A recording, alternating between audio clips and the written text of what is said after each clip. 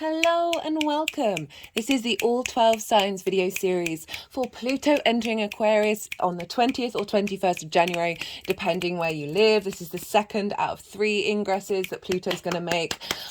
These readings are covering from the end of January to the beginning of September before Pluto then dips back into Capricorn for a couple of months. So I'm pulling cards to help us understand, okay, what's showing up in this transit. I am reading for Leo and Cancer in this video. My name's Chloe. I work with card divination, astrology, and I channel energies through my body. It's just one of the many ways that I channel. I've been channeling this physical light language. As you can see, my hands are moving around right now for nearly 3 years. I've recently had a vocal light language activation. I'm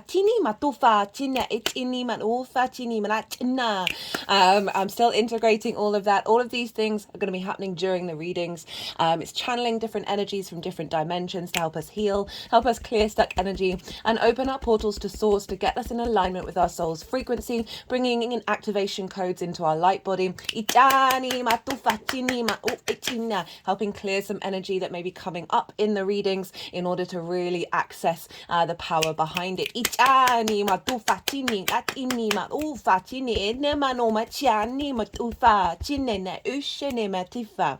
For those of you who know your time of birth and know your natal chart, I really recommend you check out the sign that falls in the first house first. This is your rising sign where your ascendant is. All the signs will be as if they're in the first house for the majority of the astrology that I talk about.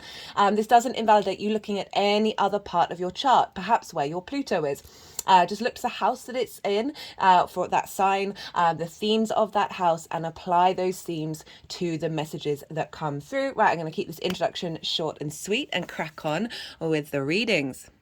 Leo rising. How you doing, Leo? For those of you who don't have Leo in the first house, which is your rising sign, look to where Leo falls in your natal chart. Look to the house that it's in and the themes of that house, and apply those themes to the messages that come through. It's as if all of that Leo energy with all the connotations of your natal chart, astrological points, celestial bodies, themes of house, have now all moved to the first house. So say you've got Leo in the 10th house of life purpose, career, reputation, visibility, or apply all of those themes to the messages that come through, right? So that will give you a deeper understanding of how that's showing up for you in the 10th house, as an example. Right, regardless of whether Leo is your rising sign or not, Leo and Aquarius are opposite one another, two sides of the same coin, right? With oppositions, this is ruled by Saturn. So there's an element of isolation, restriction, division, duality. For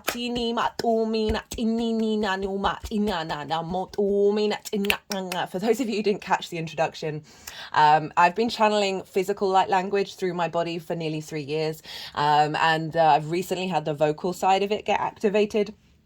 Just before the Sagittarius new moon. I'm still integrating all of this. This is activating the energies in your light body, helping clearing things out in order to really get an alignment with the frequency that serves your soul's current incarnation. I'm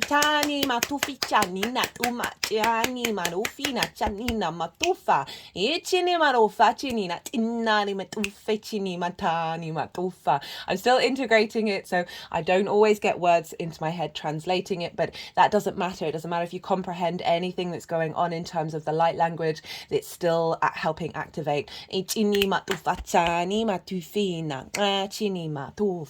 So Leo opposite Aquarius. Pluto's moving into Aquarius, so you're going to have an opposition to all of your Leo energy.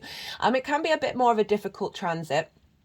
Because it's a hard aspect and opposition, but it's also big manifestation energy. With oppositions, we always want to come into harmony and in balance with one another, right? Sometimes with oppositions, there'll be a focus on the other side of the chart, right? I've been saying to all the signs, in order to work with Pluto, in Aquarius, in order to really make sure that we're not seesawing and tapping into the full intensity that Pluto can bring in a sort of a difficult energy, is to look to Leo, is to look to the heart, right? So you want to bring that into balance, this big transformative energy into balance with your Leo energy, operating from a heart space.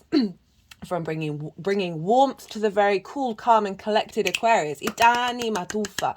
But what we really want is to meet in the middle with these two energies. Itani matufa tini matufa tini. As I said, they're two sides of the same coin. Sometimes they can feel really separate from one another, but they're overall. I find the Leo and the Aquarius side.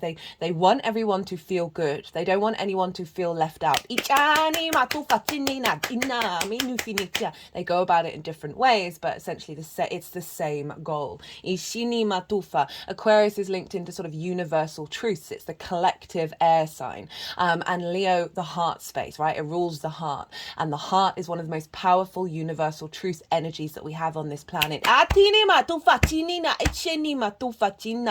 so I've been calling people of like, yes, there's this detachment with Pluto of finding higher universal truths and transforming things, but always make sure you're operating from a heart space. They're just sort of tapping over the heart now. Over the heart chakra.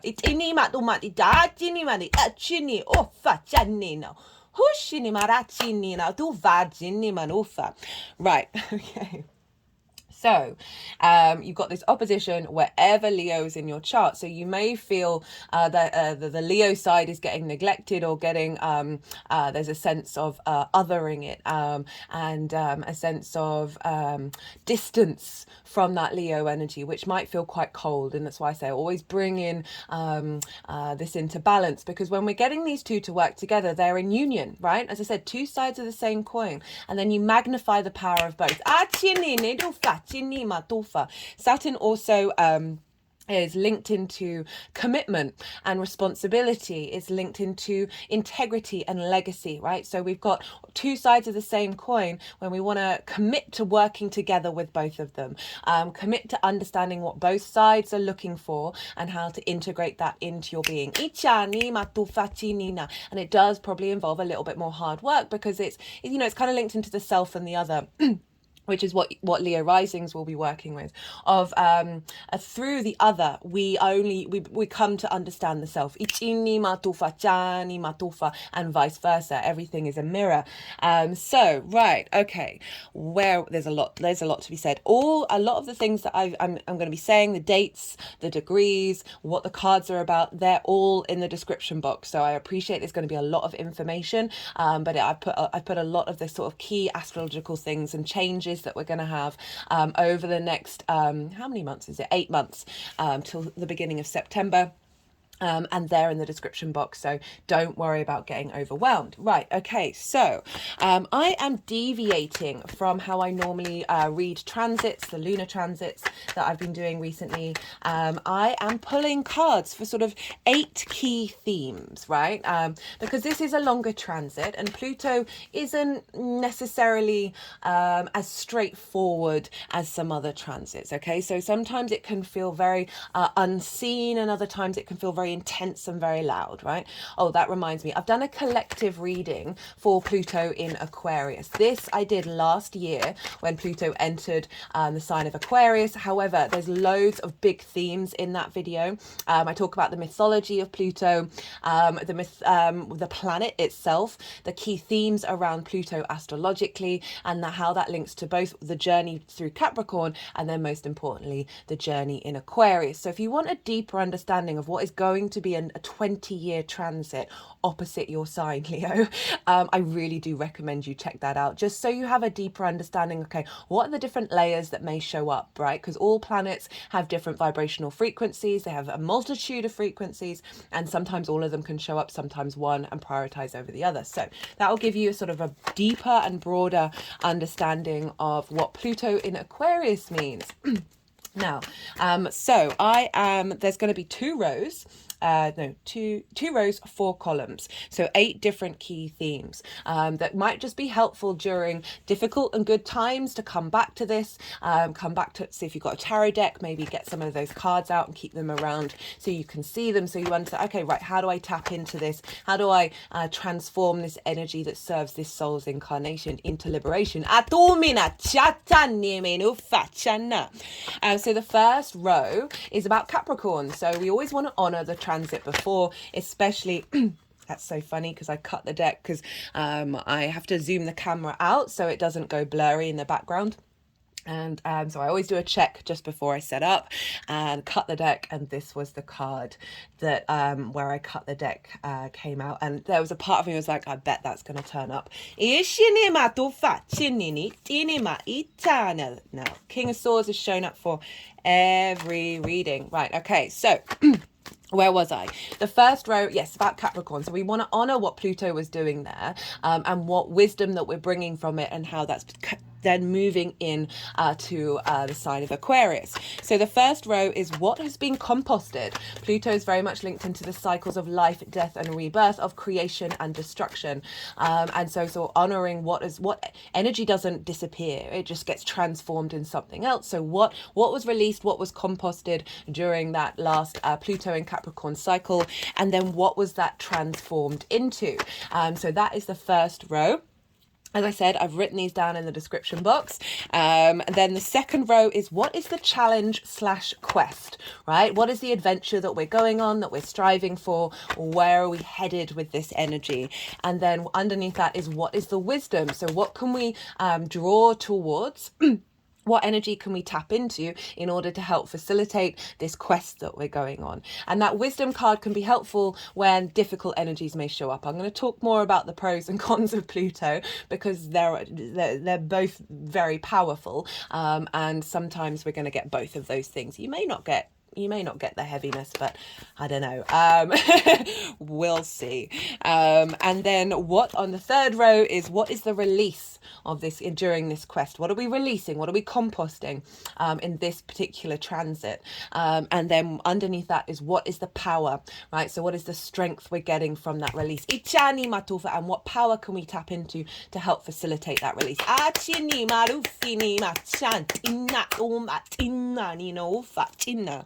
The energies in the vocal light language have been quite intense.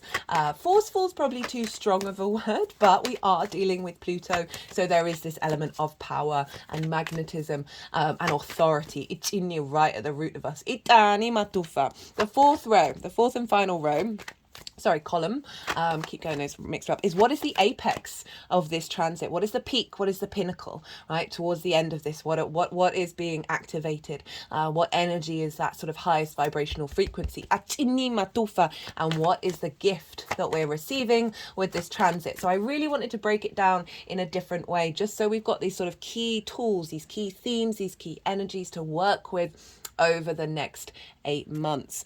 So those are the piles. Now let's talk about Leo rising. Hey Leo, right? So this is opposite your sign, opposite your rising sign. So I'll talk, the rising sign is how you embody your sun or your moon in your actions and your deeds, right? Depending if you've got a day or a night chart. The ascendant is the navigator. It receives the directions and the end goal from either your sun or your moon, the captain.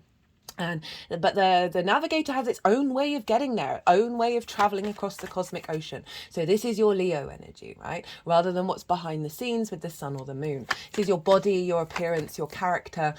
This is your sense of self, and often how other people see you, because they see your embodiment. They see the actions that you're taking, rather than, as I said, what's going on behind the scenes. This is called the house of self. Now, Aquarius is opposing this in the house of the other. Right, and this is one-to-one relationships. This is intimate relationships. This can be business partners, one-to-one clients, working with people on a one-to-one basis at work, as well as intimate friends, like near and dear to your heart, and long-term committed romantic relationships, as well as your relationship to source. So this can be how those relationships show up, what you're drawn to, as well as how you are in those relationships.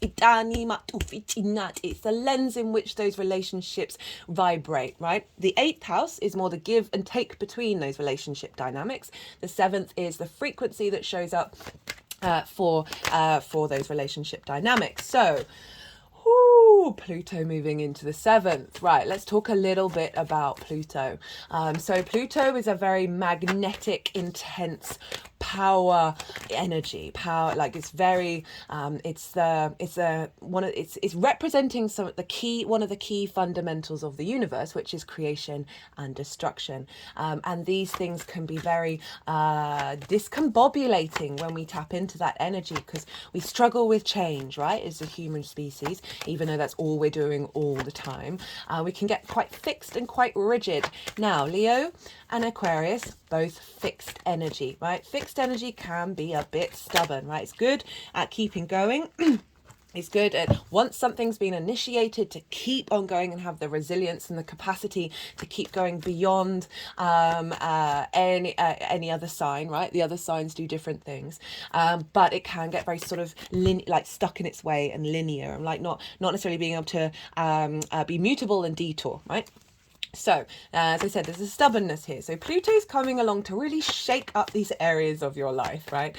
Leo risings, I know what you're probably thinking. It's like, when was the break going to happen?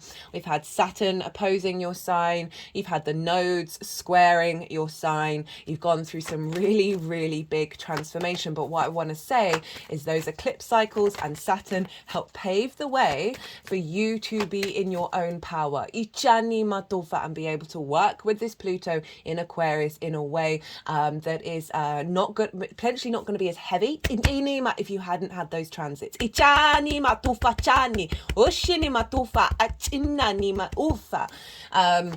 And these are in angular houses for your Leo rising, right? So angular houses are 1st, 4th, 7th and 10th. These are the pivot points of your natal chart. These mark the sort of the cross, the foundational cross, that the rest of the chart is activated by. So when we have transits in these houses, these can have a big impact, right? But they mark big changes that are serving you for the long term. And so I do just want to qualify those things, because when you've got hard aspects, it can just feel like a little bit more hard work. It's not a trine or a sextile, but it is serving you in the long term, and it's really going to facilitate your personal experience as an individual universe manifestation moving forward. So let's talk a little bit more about, what does Pluto represent? As I said, it's a very powerful, deep-rooted power energy, right? It's often linked into the id, right? So the id is deep in your unconscious mind, basically pulling the strings. And there's this energy pulling the strings behind that. Atani matufa, chini matufa. And I feel Pluto is going to help us access that. Itani matufa, especially in the sign of Aquarius. Ichini matufi, chani matufa. Anyway, those id responses are often formed in your early years. Will be ancestral energy as well as past life energy that you may think is to do with you, your desires, your needs, your core responses. You may feel like are to do with you, but inherently they're actually due to conditioning.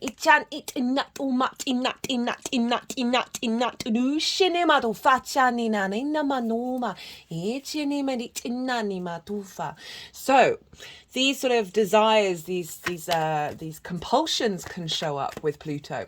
It's also very much linked into the taboo, right? So bringing those deep, dark things within yourself that are hidden from you, that you may have shied away from. These things can bubble to the surface. There's also the element of possession and obsession that can show up, and these are quite relevant for the 7th house when we're dealing with the other, right? We're dealing with people on a one-to-one basis.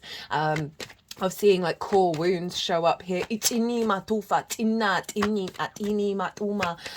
element of perhaps trying to control the other, or the other controlling you. An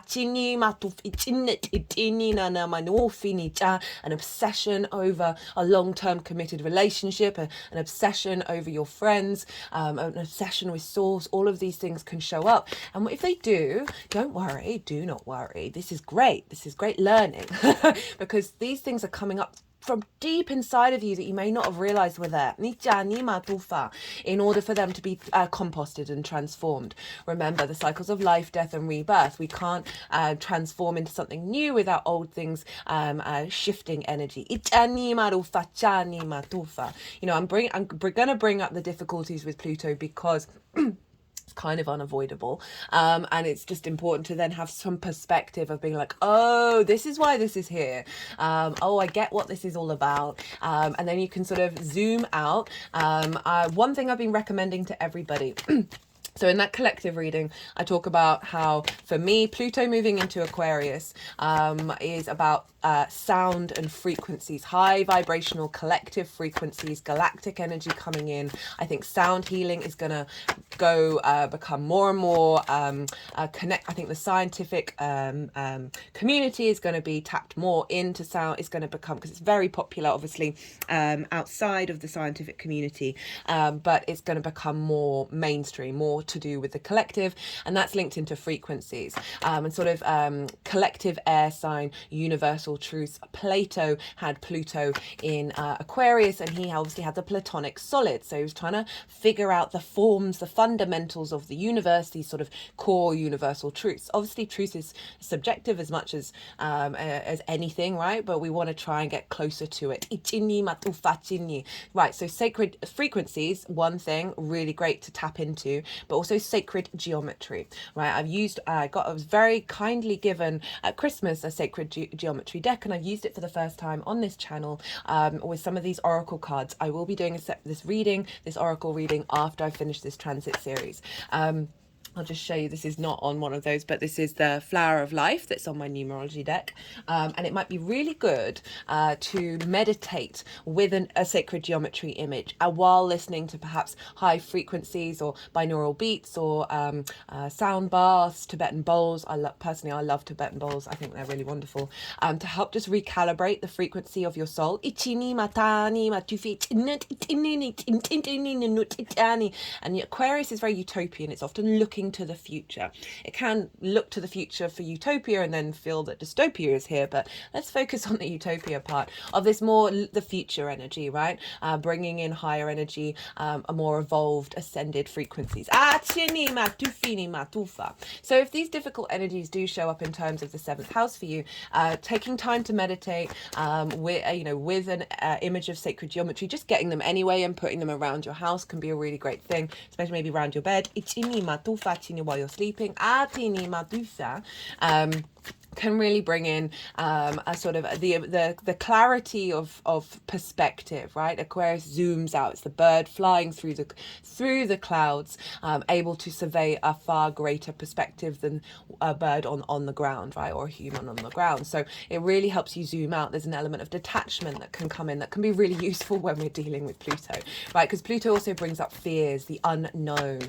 So this can really link into how you feel you're seen by the other, what it is that you want from the other, as well as how the other is showing up for you. I see all of these themes show up in the 7th house.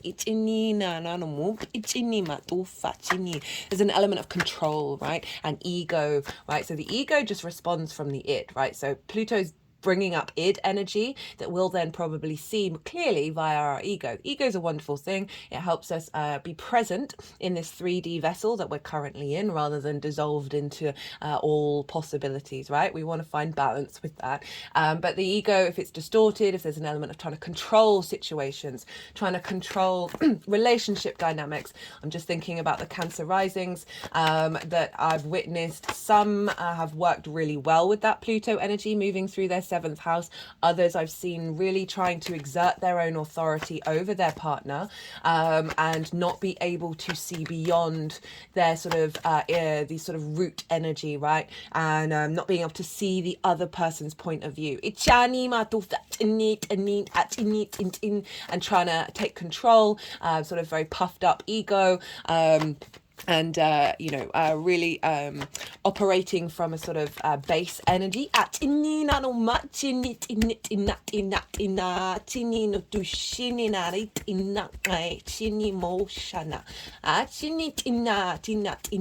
So it could both be you or the other that does this.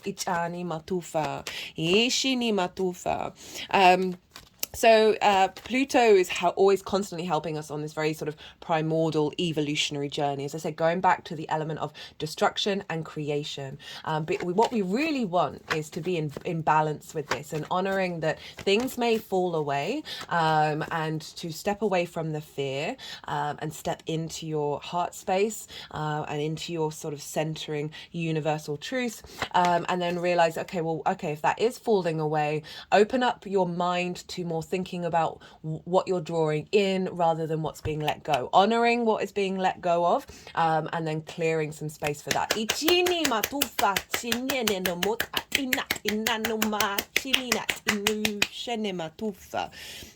Right, there's a with Pluto, it's very magnetic. This is where your power base is going to be activated. So you may have more intense relationships show up in your life, that are in alignment with this transformational frequency.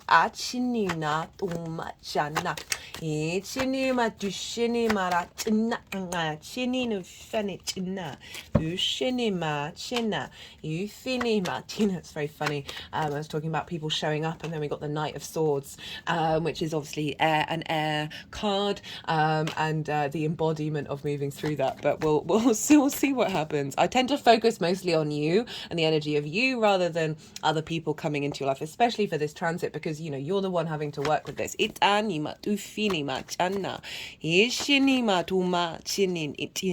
Yeah, so this is helping you tap into your sort of raw instinctive power, right? So your soul energy. Achinima tufa chana. Ishinima tinima tufina. Ishina tufina. Ichinituma chana matufa. You're also, Pluto's linked into the dead, right? So the ancestors are coming through, the galactic ancestors.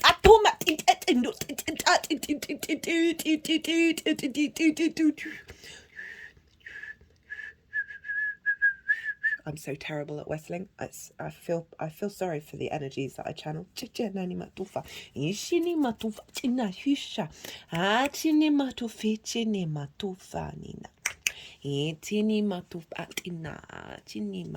You may find yourself at, all right, let's stop moving on to a different point. So getting support and resources from the ancestors. Also, Pluto's linked in sort of 7 generations, right? Because that's the length of the cycle of clearing away 7 generations of restrictions around intimacy, intimate relationships, finding the right business partner, having the good intimate friends in your life, long-term committed relationship, as well as your relationship with source energy, right? Any blockages around that, Pluto is going to be composting that. May bring these things to the surface in order to be an observation of it, and the more we're in observation of it, the quicker it gets cleared.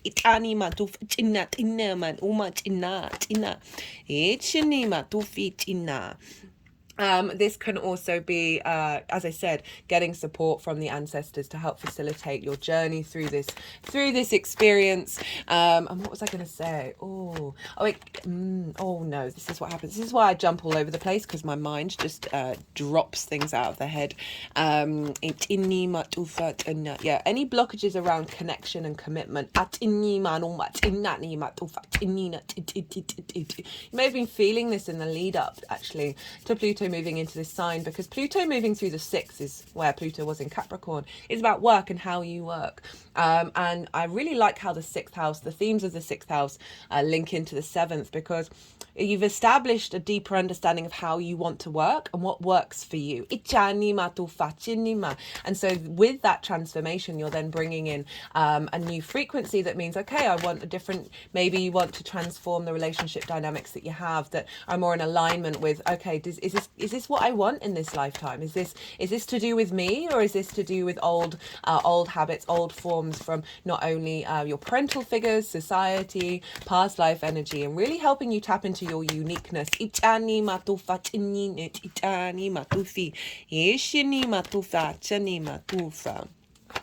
Right, so overall, Pluto in this sign opposing your sign, right? So you wanna really tap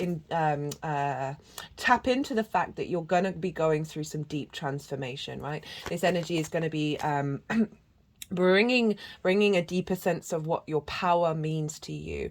As I said, there's an element of the magnetic and the activation of powerful relationships coming into your life, or activating relationships that you're already into that higher frequency.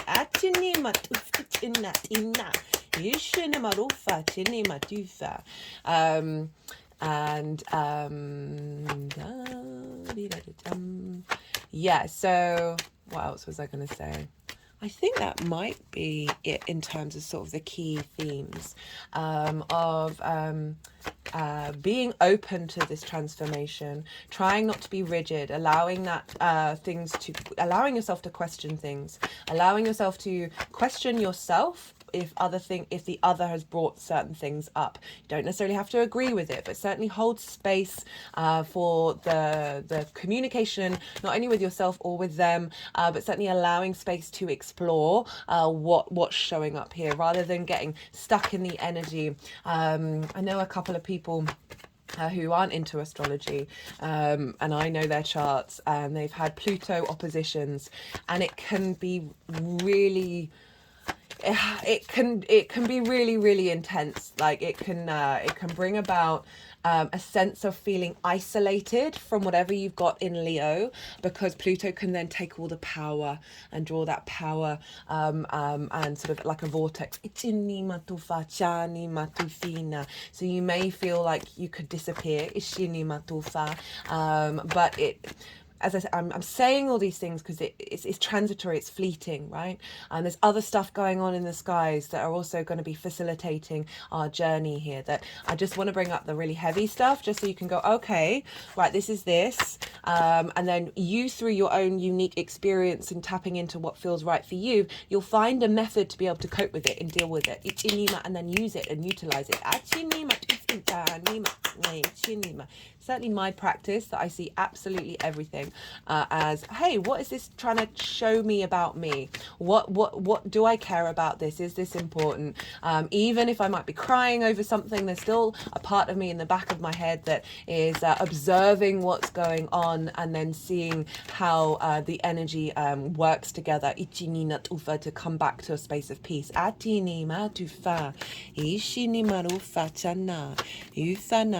let's talk a bit more astrology. Now, as I said, Saturn has just gone through Aquarius, so that was laying down the groundwork of you working out your own authority when it comes to what one-to-one relationships are for you.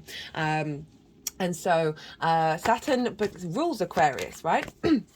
So we want to look to where Saturn is, and because whatever's going on with the ruler of a sign is impacting what's going on with that sign. So Saturn is going to be influencing Pluto, and until February 2026, Saturn is going to be in Pisces. It's going to dip slightly into Aries and then come back into Pisces again. But overall, we've got a very Piscean energy feeding into Aquarius.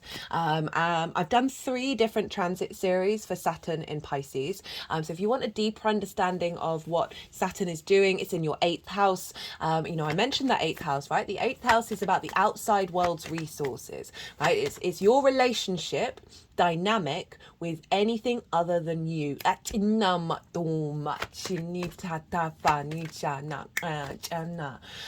So this can be linked into sort of big chunks of money, like one-off money, or working with the resources from the outside world, where perhaps sort of doing a project management and none of the resources are yours, but you're the one facilitating it. It's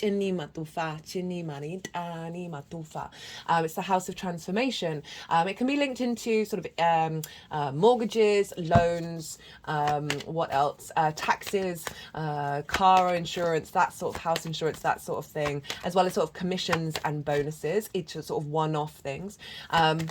And it's also, as I said, the house of transformation. So Saturn is helping really transform the relationship dynamic that you have with the outside world in terms of the resources. But it's also, as I said, with you and anything other than you: time, money, things, energy, intimacy. All of these can show up, right? So it's also your relationship dynamic with source energy, okay? Edgar Cayce, a very, very famous psychic, had a stellium in the 8th house. And so he was able to tap into the resources of of the universe, right? And share them.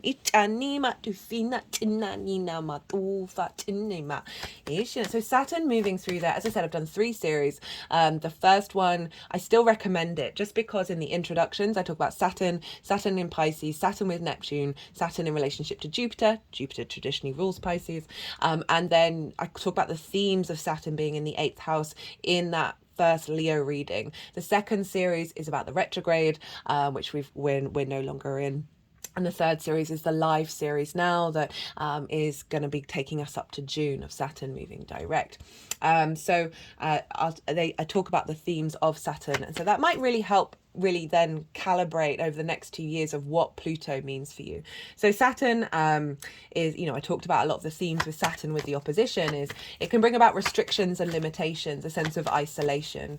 And so there's this element of you not necessarily being as in having received the things that you need during a Saturn transit in the 8th in order for you to figure out your own authority and what you truly need, right? A lot of codependency can be in the 8th house. You can give too much, you can take too much. And you sometimes say you've got a project that you want to do, but you're like, oh, I can't do it until I have all the ducks in a row. No, do the little steps.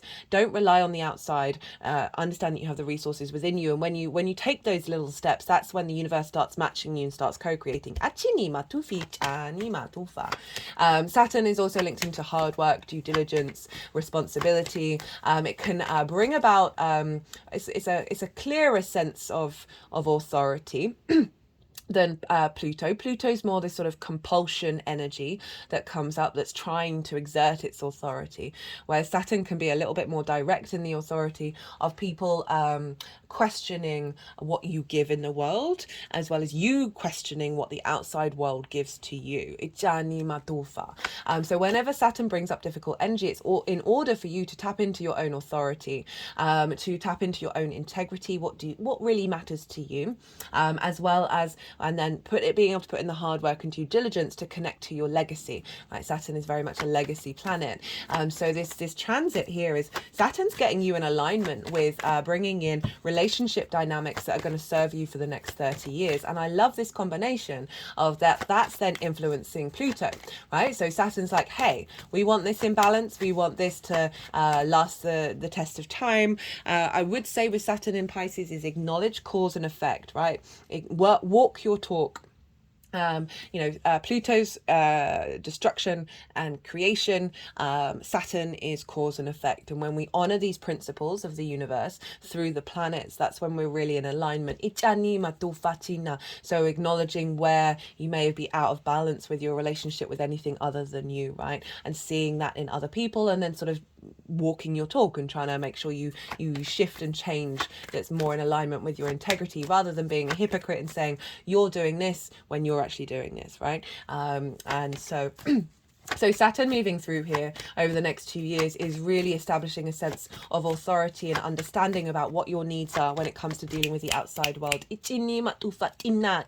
And commitment to that. And so that is, as I said, making sure that these relationship dynamics and how you, the relationship energy showing up and how you are in that relationship, what the lens in which that relationship shows up in the 7th house is being influenced by the maturity of Saturn over in the 8th. So again, helping clear away codependency, helping clear away energies where they may have taken too much for you, or you may have taken too much from them. Of bringing a sense of strength and legacy around these, the give and exchange, the transformation that you're going through, that's then facilitating Pluto. Now, Saturn is in Pisces, which is traditionally ruled by Jupiter. So we want to look to where Jupiter is, because Jupiter's influencing Saturn and therefore influencing Pluto.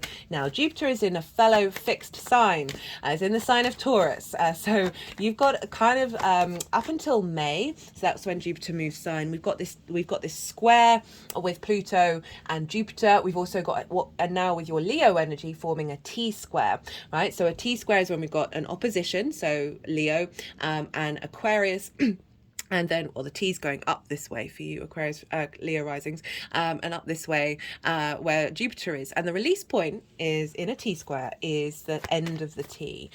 So we've got big manifestation energy happening between Jupiter and Pluto. And Jupiter's in Taurus, which is your 10th house of your career, your life purpose, your reputation, how the big outside world sees you, right? The visibility of you, your life purpose. Doesn't just have to be career. Career can facilitate a life purpose. It's that thing that's pulling you forward, right? That magnetism of the peak of the day that you were born. Jupiter's moving through there.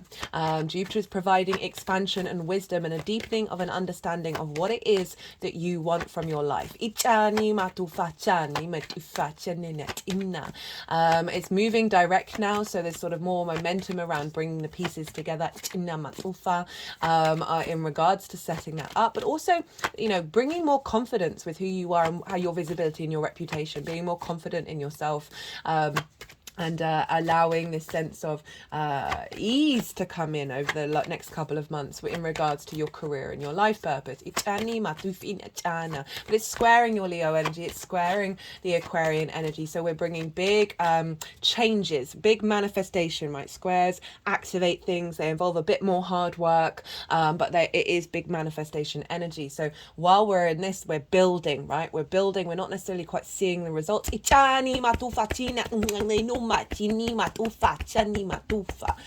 So Jupiter's influencing Saturn, of saying, okay, we want where we're headed in terms of our life purpose, and the deep faith and knowing that you have behind that is going to feed into Saturn, of saying we want these relationship dynamics to be in alignment. We want to activate the resources from the outside world to help facilitate that.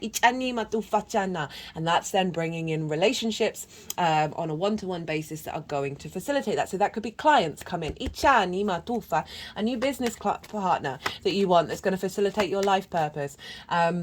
A relationship dynamic, right? A romantic relationship dynamic that if you want to commit in that way, as well as committing to source energy, right? Your relationship with source in regards to manifesting your life purpose.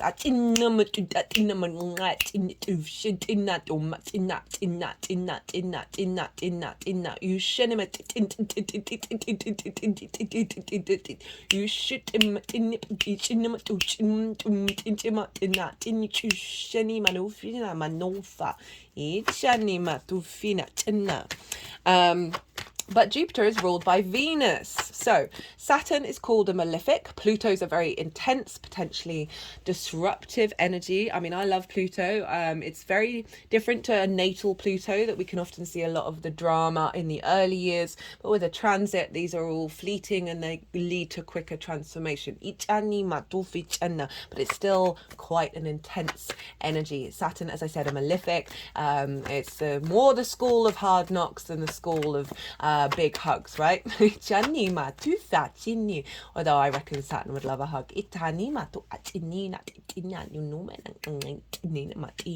My hands have just sort of gone either side, like crossed over my chest and either side of my arm, as if like I'm doing a little hug.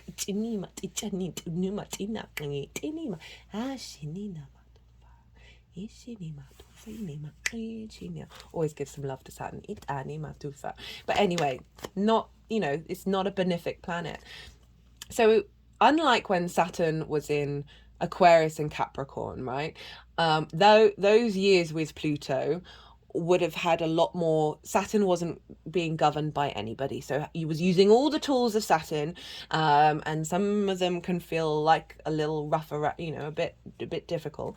Now we've got the influence of Jupiter, which is the greater benefic. Saturn is the greater malefic, and Venus until the end of May, who is also a benefic. So the energy that we're going to get with Pluto over the next couple of months, even though we've got this manifestation energy hard aspect with Jupiter, is going to have an ease to it, right? Jupiter, again, providing confidence, wisdom, expansion, a sense of faith and knowing, opportunities, a sense of joviality and generosity. And then Venus, the goddess of love, desire, connection, harmony, diplomacy, creativity, right? So these energies are influencing Pluto. And so we're hello, Capricorn. And so we've got Ishini tu fit ina chinina moshani ma ashani tu fa tu mit init ina china. And so it's going to feel a little easier right, than probably anticipated. And I want to reference the Capricorn new moon that we just had. That is a very powerful moon. It's the first of 4 Capricorn moons that we're having this year. It's the last one with Pluto. So I work with 6-month cycles, so I really, you know, if you want to go catch that, you're not missing out on the energy or the messages that come through. But essentially that was a moon conjunct Pluto with Mars in the same sign. Mars is also called a malefic, ruled by, in a sign ruled by Saturn. So you've got the 2 malefics and also conjunct Pluto. That could have, on a personal level, been wild, absolutely wild in its discombobulation, right? However, it was being governed by Venus and Jupiter, and Venus was in Sagittarius, which is a Jupiter-ruled sign, and they were in each other's signs, and this is called mutual reception, and they get a stronger link between each other. And the power and the grace and the wisdom that came through with that new moon was across the board just phenomenal. So I really want to highlight that, of being like, don't be scared, right? Don't be scared of Pluto.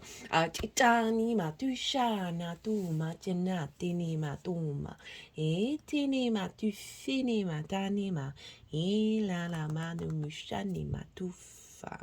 And very funny enough, one of the cards from the Sacred Geometry deck, and it's towards the end of the oracle reading, is the calm within, right? So really a calling on us to sort of take a moment, take a breath, and realize that this is all working in our favor. Ishini matufa. Don't fight it. Itani matufa. Right, so up until the end of May, Venus is going to be governing Jupiter. So wherever Venus is, she's going to be influencing what's going on with Pluto. And she's moving through the Sagittarius, Capricorn, Aquarius, Pisces, Aries, Taurus. In fact, she moves into Gemini just before Jupiter does. So those houses, those themes, and it's about every 4 weeks, she's just about to move into Capricorn. So we got the tail end of her being in Sagittarius. So those houses, those themes, like roughly every month, are going to be also showing up and influencing what's going on with Pluto. And so you want to look to those houses. So it's all basically from Capricorn to Taurus, with a little bit of Sagittarius. And then Jupiter's moving into Gemini. So now Mercury's going to be getting involved, and Mercury's a neutral planet. And Gemini is trine Pluto, right? Trine Uranus, trine Aquarius. And so so we're moving from a square, which can be a bit difficult, but it's big manifestation energy, big activation, big building. It's linked into Mars, and then the trine kicks in. And so everything that we've learned is now being brought into, wisdom's being brought in, a sense of bringing together, a sense of cohesion, a sense of elevation.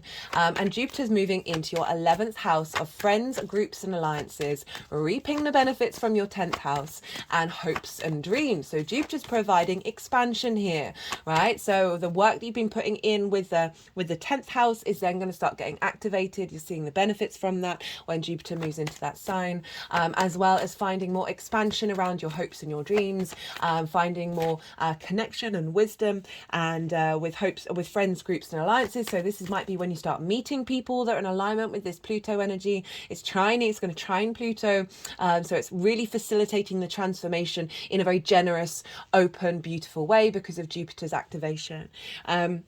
And so this can really help facilitate, as I said, those relationships in your life that facilitate these things. And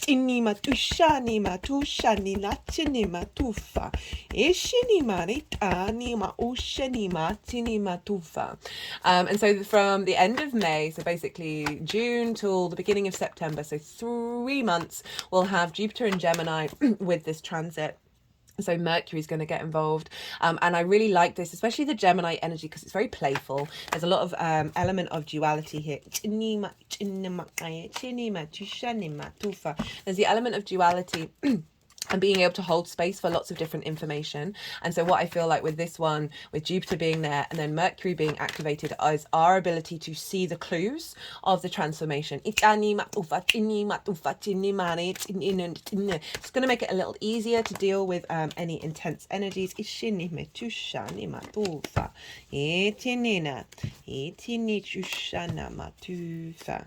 There you are, Leo. All right, this is a lot of cards. It's too many. Last card.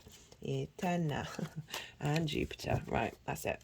Okay, no, I don't want that one. Right. Is that everything that I wanted to say? Well, there's loads more that I could say, but I do not want to, how am I at? Oh, goodness me, nearly an hour and I haven't even got to the tarot.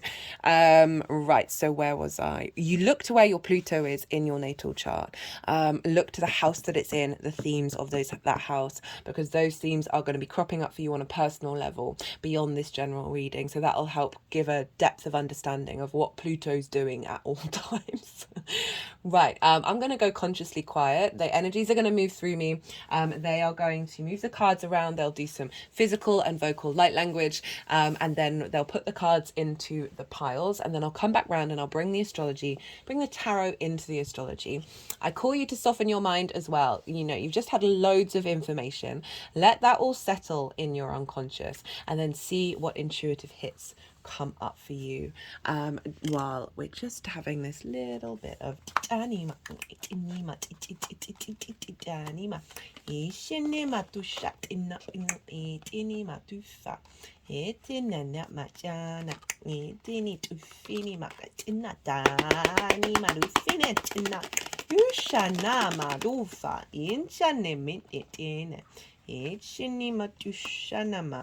Etene matufa, etene matufina, etene. Can you see all of that? Etene, dani matusha. Tana mani nana nana unina, isinina tusha in Eshin ushana matufina, nangindine monto patinina, matina, ushe, damo, ena mitina, in Inishini moto madani na tini no matine etene tu fitant ichichati no moshina natum etin amakatini manu itini natina ushinime Oshana tini many tini nati ushini ushinime shini no ma Ishini manu matinina, ishini matu fitina titinina tine, ishini ma tinitina, tininusina tina tinushana, ishini natine, ishini matu fishina tine, ishini tititititititane, etini marufa, etini matu fitana tinina. Shini matuma chinima chini chini matina china chini chini mashana matufi shina matufa tini matuma chini tinina shini matuma tini Ishene matishana mene matuf, achene matina matishane matufa, etine, ishinima, ushanama, ishinima dusha, ishinima dufatina dinima, ishinima rufa, ishanina matufa. Ishitina, ishinitina, tinina, dushinima, damina, atina, nubina, itanima, rampini, itinima, tumma, tinitina, ishinima, tumma, tinini. Ichanima tufine, ichinima tufinina, ichinima ishinima tufichanina,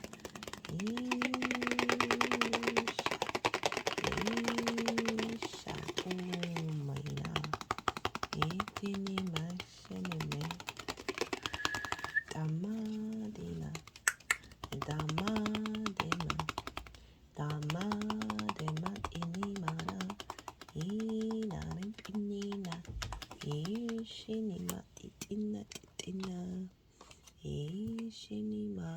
fina. Ichini matufa chini ichanina. Ishinima. Ishini matufa tini. Achana matufina. Ichina. Ichininisha. Well, Leo, you've got quite a set of cards. I am not surprised because this is obviously opposing your energy, and that's some big stuff happening, right? So fascinating. We've not only got the Capricorn card, we've got the Aquarius card, we've got your card, Leo, as well as another Aquarius card with the King of Swords there. So just whoa. Right, so what has been composted during the Capricorn in Pluto transit? It's hilarious. We got the Capricorn card. We've got the Four of Swords, and it's wanting to sort of go halfway. And what popped into my head, and I always try and go with what my first instinct is not how I'd normally read it. Is and when it was with the composting era, I was like, okay, so this is the rest time, right? Of being held, knowing that you're being held by something bigger than you. This is usually in a church, but with this one, there's music going on, so being held by your soul's frequency. And being able to rest and be in a state of meditation. But what I got come straight up was, it's halfway, so it's both up and down. It's midway point between the reverse and the up. And when it came up in the reverse, my first thought was, because Capricorn for you is work, health and routines, of moving beyond a space of stillness.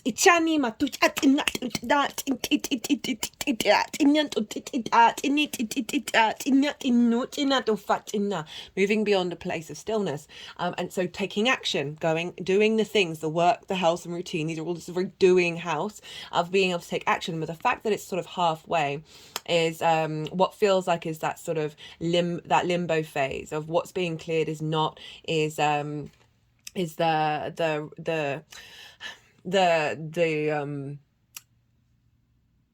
the imbalance between the nothing and the doing. And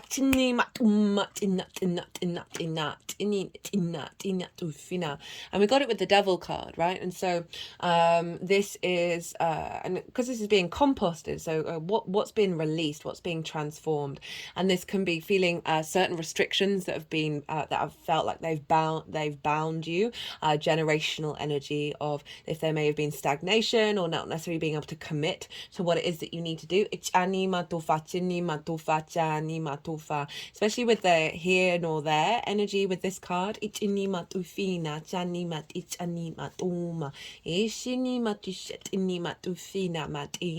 what I'm really getting with all of this is like a shift of, and I'm not saying like go and do be all the time, but having more so the sixth house for me is the adult in the room, right? And so often we can not be that because we may have faced neglect as growing up. So we then recreate that neglect. So I feel like, that this is sort of tapping into releasing that. Like you may seesaw from being like super, super busy and then resting for a week, or find yourself in this limbo phase where you're not quite getting things done, but you're also not quite resting. There's various different forms that Four of Swords where the Devil can show up of. That which has had a hold over you, this sort of earthly compulsion, right? This instinctive compulsion of behaviors and habits and routines, like being cleared out in order to facilitate new growth. And then for what this is being transformed into, we've got the Five of Swords in reverse. We've got the Page of Pentacles and the Chariot card. So the Five of Swords, for me, this is the most difficult card in the tarot. It's not the Devil, it's not the Tower, it's not the Death card, it's this card. This card represents conflict, right? So it's sort of building on what I was saying, the sort of internal conflict. The bully in the room and the victim mentality, right? Both trauma begets trauma. It's very rare that people exhibit these things when they haven't faced that. There's an element of power dynamics here. So again, sort of this is clearing out any kind of conflict that you've had in your ability to bring work, health and routines all together, right? As I said, it's a very difficult house to work with. But once you get there, it really starts to flourish. And Pluto's helping clear out a lot of internal conflict. This is sword energy. So constructs that you've had in the way that you work and understanding who you are and why you work the way that you do. Taking care of your health. Ishinima, being in conflict between eating things that might not necessarily serve you, or having bad routines. So that Pluto's helping clear that out with the Page of Pentacles, of being able to usefully look at the way that you work and the way that you have your health and your routines, being able to see the messages, putting in the hard work, but doing so with a lightness. In the way that you work. Seeing the clues and the messages in your environment that help facilitate you. The Chariot, this is the victory card. This figure has all the resources that they need in order to move through the world, right? They're not trying to control the situation. They're in balance, the yin and the yang. There's power, there's the Magician's wand, there's the Empress's crown, and there's links into the High Priestess. So really being very confident, moving through the world, even if it's difficult, and still knowing you have the power within you. So victory card, it's there's an element of movement, right? Rather than that Four of Swords. So things coming into action and into motion. Right, for the quest, the challenge of this transit from the end of January to the beginning of September, we've got Jupiter's card, the Wheel of Fortune, got the Ace of Pentacles, and then we've got the Star, Aquarius's card. So we've got the astrology showing up quite loudly here. And so this is the quest. This is what we're, over the next 8 months, what are we working towards, right? What are we striving for? And this in the 7th house for me is very much an alignment with understanding that all things do change, right? The Wheel of Fortune is constantly in motion, but it's upright. So it's acknowledging you may have gone through some difficult times. And Pluto is here to activate change and for the wheel to move upright. And this is what we're striving for during this, of being able to embody this sense of ease with the cycles, but also an awareness and an openness to a more nourishing, positive space when it comes to your relationship dynamics. And we've got the renewal, right, in the 3D world. Excuse me, I just need to pause for a second. And so we've got this energy coming in from Jupiter. So I'm going to have to pause again. I do apologize. I keep getting a little thing stuck in my throat. It doesn't happen when I'm talking in person, just on this channel. So excuse me, I'm going to drink some water. Sorry for that, Leo. So what was I saying? So this is aces, a sort of big activation energy for the minor arcana. And this is pentacles. This is the earth feeling good in the 3D realm, right? This is bringing in higher perspectives with the 3D realm, right? Bringing those in combination, being in duality with them, but in union. Having them integrate. So this is, this acknowledgement of renewal, right? This quest that we're on of being open to that renewal, being open to that refreshment, of relationships showing up that are going to serve this sense of activation of abundance in the 3D. And then we've got the Star card, which is the Aquarius card. And what I feel about this one is, even though this is in the 7th house for you, what I feel, the Star is about being uniquely yourself. She is unclothed, right? She is rid of masks. She's able through deep healing to then hope and dream again. And what I feel about this is, don't forget yourself in this transit. Tap into your own needs, your own power, your own galactic energy, and show up in that way in relationship dynamics. Do not mask yourself. And if people don't respond in the way that is open and nourishing, they're not meant for you. And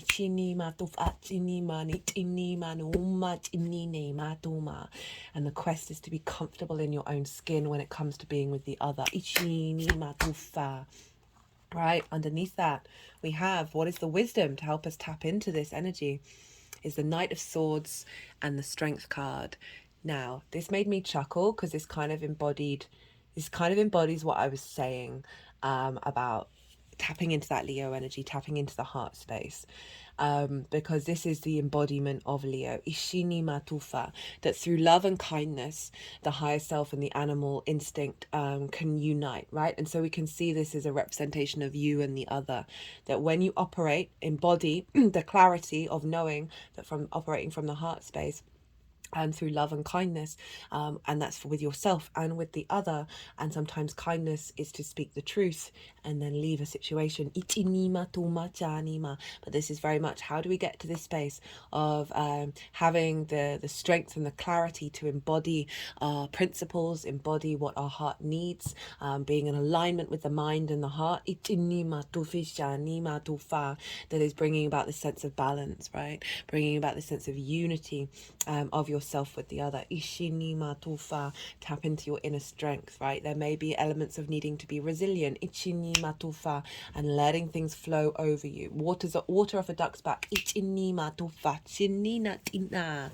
That water doesn't even affect the duck. Ishinima, you're not getting cold in your bones, your heart is still warm. Ishi, remember to tap into that. Ishini Matufa. And if you are feeling this coolness, right? If you are feeling that, right, the Knight of Swords is very fastest moving knight. Of wanting to take action, wanting to do, wanting to be. And if you find yourself in resistance to those things, then it's an acknowledgement of that which is being let go of.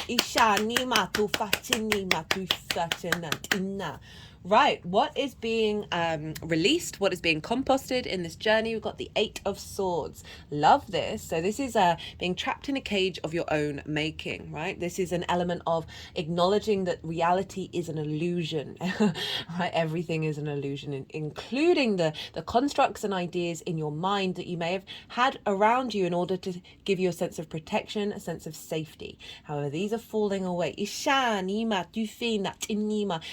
can be ancestral blockages around relationships. This can be your own blockages around relationships that you have kept you safe up until this point, but these are now being released and giving you a sense of openness and a sense of opportunities and expansion. And what's showing up as the power, right?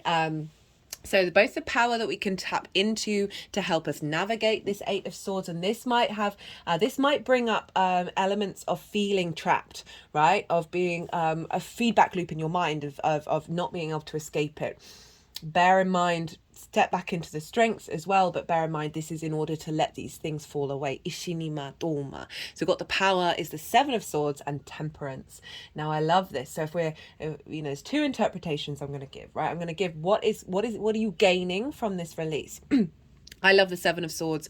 It's literally one of my favorite cards. And this is because, right, this is great. So this figure is stealing away the resources from the other side, right? So very much thus, us and other. But look, count how many swords this figure is stealing. So this is often linked into treachery and people doing things behind your back. Yes, that can be a thing, but it's in the traditional right away, it's bright yellow. That represents the sun. It represents vitality. It's a great card because this figure is stealing away the 5 of Swords, stealing away conflict, right? And stealing away the bully in the room, and the victim mentality as well. You may have gone through some difficult times in relationship dynamics that it's ingrained within you and therefore perpetuating. So this is bringing about peace, and different ways of thinking, and with that sense of vitality and with that sense of the color of the card. And it's come with the Temperance card. So this is the power of the alchemy of self, right? Through these issues that may show up in one-to-one relationships, is helping you alchemize you. There's also your 5th house, Leo risings. This is a Sagittarius card. So this is linked into joy, creativity, pleasure, all of these things, creation energy, building with other people. Right, finding pleasure in other people and the joy of it, right? So this is saying what's coming through is joy. This figure is alchemizing the self, right? Refining every single part of you in order to create something into a whole, right? So this might be a refinement of relationship dynamics, right? Because remember, Pluto's going to go back into Capricorn and then go into Aquarius. So we're building here for the main big cycle of really the power that you're getting is the ability to alchemize and temper yourself even more. So it's really in alignment with your soul's frequency. Achinima, and that of peace. Ishinima tufa. Also, if we want to look at this, realize, step into peace and step into what is this teaching me, what is going on here that is teaching me a deeper understanding of my sense of self and who I want to be in this current incarnation. Ijani matufa. Right, so we've got what is the apex of this transit. So what is the pinnacle of this transit? Love that we've got the King of Wands, King of Swords, right? The kings have been showing up in force for this transit, which is this deep sense of authority and power and magnetism within yourself that you are then able to take action. And the fact that we've got the King of Wands, Leo, was fire energy, right? And the King of Swords, Aquarius energy, is brilliant for the 7th house of self and other, which is saying that this is bringing in a frequency where you're in alignment, you are equal. They be both sides of the same coin are honoring each other. They have the power to act, say, as a combined force.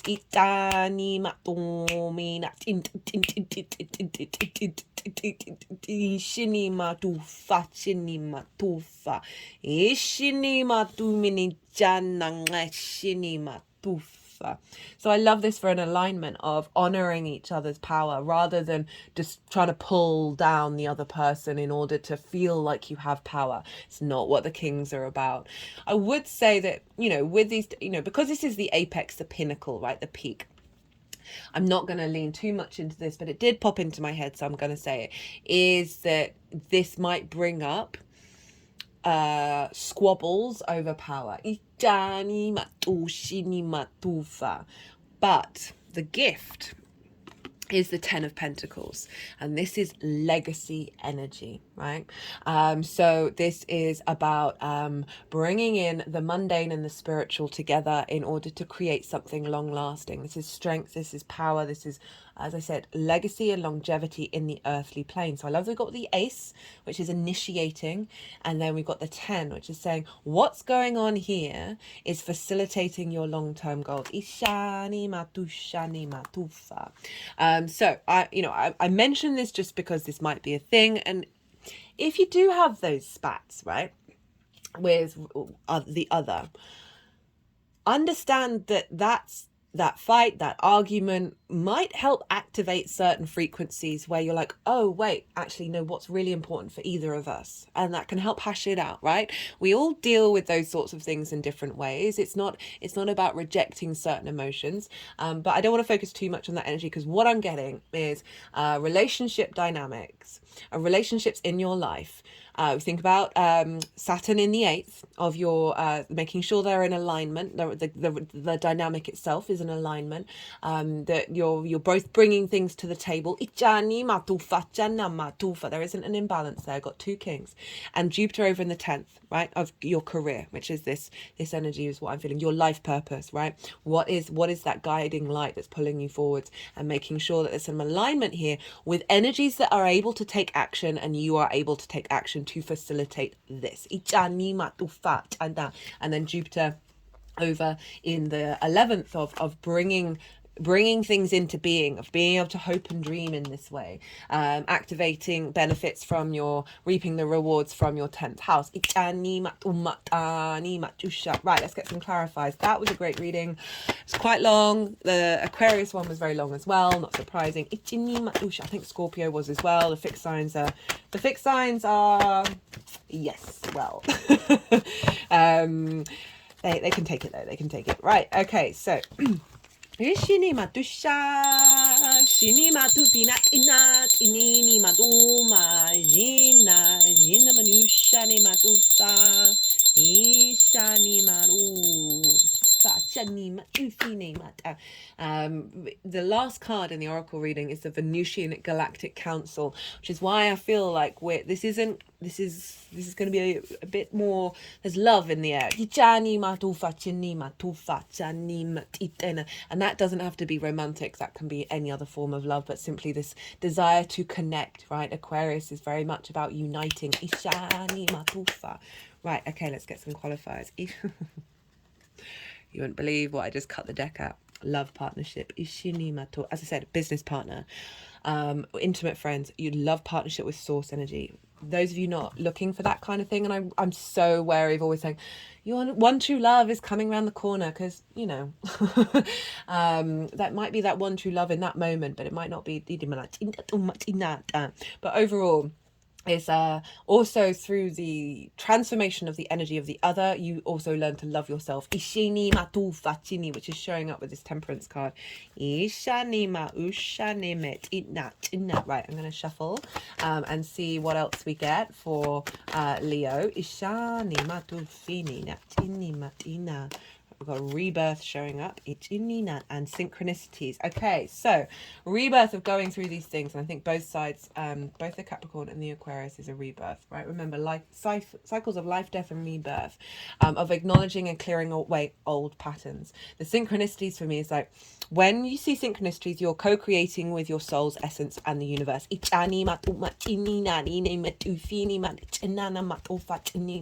So this can be clues to help you understand, okay, what dynamic, what relationships are in alignment. This happened nearly every time with this deck that I've cut this deck. I've got the World card. This is Saturn's card. Renewal, rebirth, reincarnation, celebration. The World card is also know thyself and the world will open up to you, right? So that's very much tying in with all the themes of those other houses that are going on. Of the 8th house of the outside world's resources, where Saturn is, the renewal of your understanding of your life purpose. Then and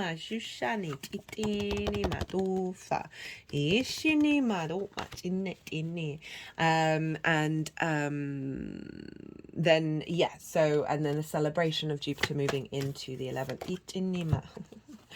The full Voyager journey progress pathway. So we've got the beginning and the end of the tarot. And through knowing yourself with this journey, right, going up to September, you and really activating a deeper sense of connection to what's truly within you, and seeing the world open up then activates a new journey. All with the other. Right, Leo, I'm going to leave it at that. Really enjoyed that reading. I hope you did too. Be good to yourselves, Leo. Be good to those around you. And most importantly, be well until we meet again. Cancer rising. How you doing, Cancer? For those of you tapping into the Cancer energy and it doesn't fall in your first house, look to the house that it does fall in your natal chart. Look to the themes of that house and apply those themes to the messages that are going to come through. So say you have Cancer in the 10th house, right? The 10th house is about life purpose, career, reputation, visibility. So you'll want to apply all those themes to what comes through in these readings.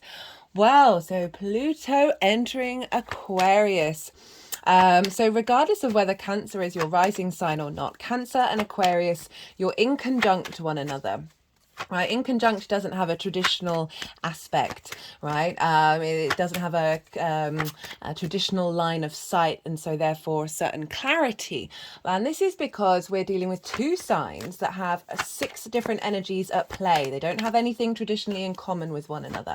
Cancer, you are yin energy, you are cardinal water. Aquarius is yang energy and fixed air. So trying to get 6 different energies to work together, it's like herding cats, right? This can be a bit of a discombobulating energy, a little bit crossed wires. There can be some frustration here, and this is often because, you know, when you're interacting with something that is different from yourself, right? You can go two ways. You can be in admiration of that difference, or you could see it as a frustration, right? So, there isn't an ease of flow of information. It also can bring up elements of shame, of not feeling like you have those qualities. You have all of those qualities within you. So once you sort of work out, okay, this may take a little bit more effort. This may be a bit discombobulating. There may be some miscommunication with these energies, but eventually, after giving it time and patience, herding cats is a difficult thing.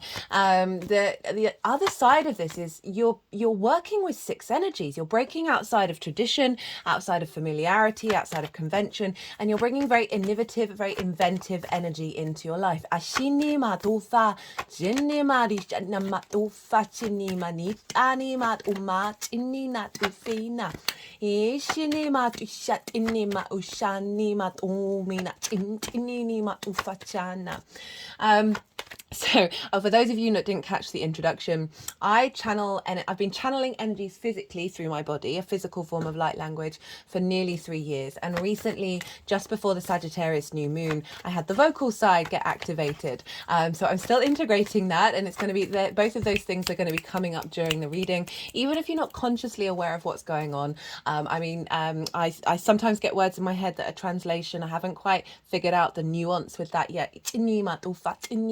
But even if you're not consciously aware of what's going on, all of this is helping clear energy in your light body, and also bring activations to help facilitate this transit, which is going to be, this is the second ingress of Pluto, right, in the sign of Aquarius. There's going to be 3. So this reading is covering from the 20th or the 21st of September, depending on where you live, when Pluto enters into the sign of Aquarius with the sun, by the way, guys. Whoa. And this is going to be up till the 1st or 2nd of September, when Pluto moves back into Capricorn, dips back into Capricorn for 2 months, and then we'll finally enter into Aquarius for the whole duration of its transit, which is going to be 20 years. So this is a big transit. So I'm just covering the second ingress in the cards that are coming up, and talking about the astrology. So we're on phase 2 of 3. I've done a collective reading. I did this last year when Pluto entered into the sign of Aquarius. A lot of the content is still incredibly relevant, and so I talk about the mythology of the god Pluto, as well as Hades, Ishani Matufa, which is the Greek version, Ishani Matushanima, as well as the planet, the mythology. And also the meaning behind Pluto astrologically, what that's been like in Capricorn collectively, and then how that's going to affect us collectively in the sign of Aquarius. So if you want a deeper understanding of this longer transit, I do recommend that collective reading. Right, so let's talk astrology for you, Cancer rising. What is going on? Well, you are coming out the other side of a Capricorn transit, in a Pluto Capricorn transit, since 2008. This has been opposing your energy, Cancer. I certainly see this come up in many different ways for the Cancer risings that I know of an intense transformation through the other, right? And the 7th house, this is where Pluto's come from, is your one-to-one relationships. This can be business partners, clients, intimate friends, long-term committed romantic relationships, as well as your connection to source. And this is the flavor in which those relationships show up, as well as what you're drawn to and how you exhibit yourself as well. It can go both ways. Now, the 8th house of what Pluto's moving into is the outside world's resources. And one of the sides of this is the give and take between you and anybody other than yourself. So it's the exchange, the giving and the receiving. And so this is where the relationship dynamics show up. So you've been establishing a strength of power and magnetism around your one-to-one relationships, drawing towards you people that have helped activate your long-term transformation. There may have been some difficulties along the way, but you're coming out the other side of it. And now Pluto's going to then transform the dynamics of those relationships.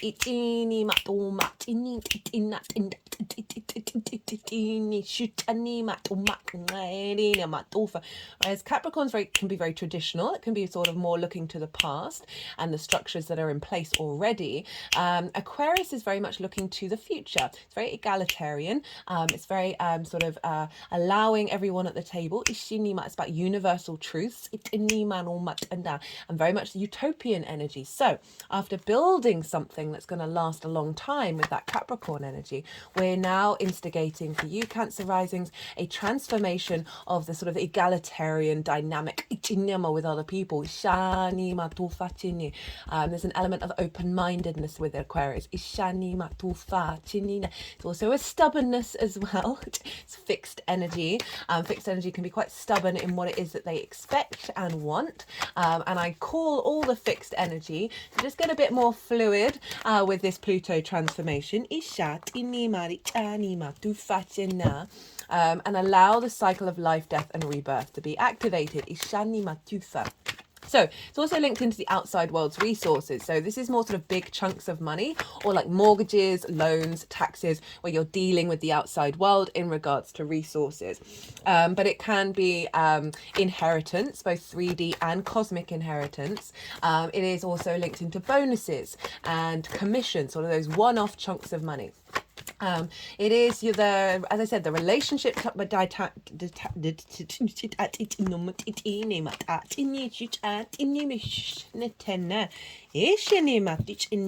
wow, cutting the deck here.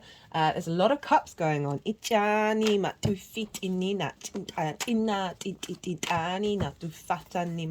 Wow, wow. Cancer,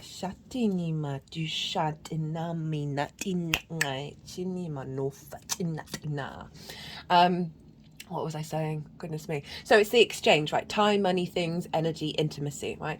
And this can be with anything other than you, and it's including source energy, right? So Edgar Casey, is it Edgar Casey? Yes. I think that's the name. I say it every time for an 8th house transit. My brain, the last couple of days, my brain's just been like, words don't really exist. Mercury's coming out of its retrograde cycle. It'll move beyond the degree of its retrograde when Pluto and the Sun move into Aquarius, which is wild. Yeah, Edgar Casey's very famous psychic. He had a stellium in the 8th house, which is the ability to utilize the resources of that other than yourself. It's a very magical house. So it's the dynamic in which your relationship with source shows up, as well as that with anything other than you. Pluto moving through here. Right, let's list some really intense things about Pluto. Pluto can be about the id response mechanism, right? That which is deep in your unconscious, that which is hidden, right? So, Pluto, the death energy, that sense of that which we cannot see. So some response mechanisms around like these primal needs that you may think are to do with you, but actually to do with conditioning and society, parental figures, ancestral work. It can come up, which then you'll see it via an inflated ego, possession, obsession, control, the taboo, all of these things, very intense power, like controlling you may come up. You may want to control the resources of others. You may obsess over the exchange that you have with other people and get really fixated on it. I'm just mentioning, like, Pluto has a lot of intense energy that could be disruptive. I just see it. Whoa, okay, you've got, I think, 3 6s. And that's all about giving and receiving.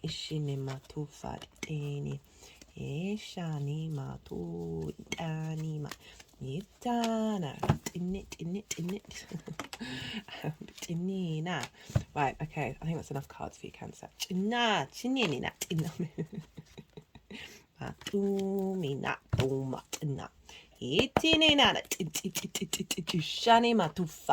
Right. Okay. Sorry, I just have to. They've really been quite inclined in me cutting the deck, and I have to sort of really shut off my mind completely while that's happening. What was I saying? Yeah, Pluto can bring about a lot of intensity, and that can swing both the positive and the negative. We can get very caught up on it. So seeing this transformation of what you need from others and what you receive from them. The eighth house can have a lot of codependency. A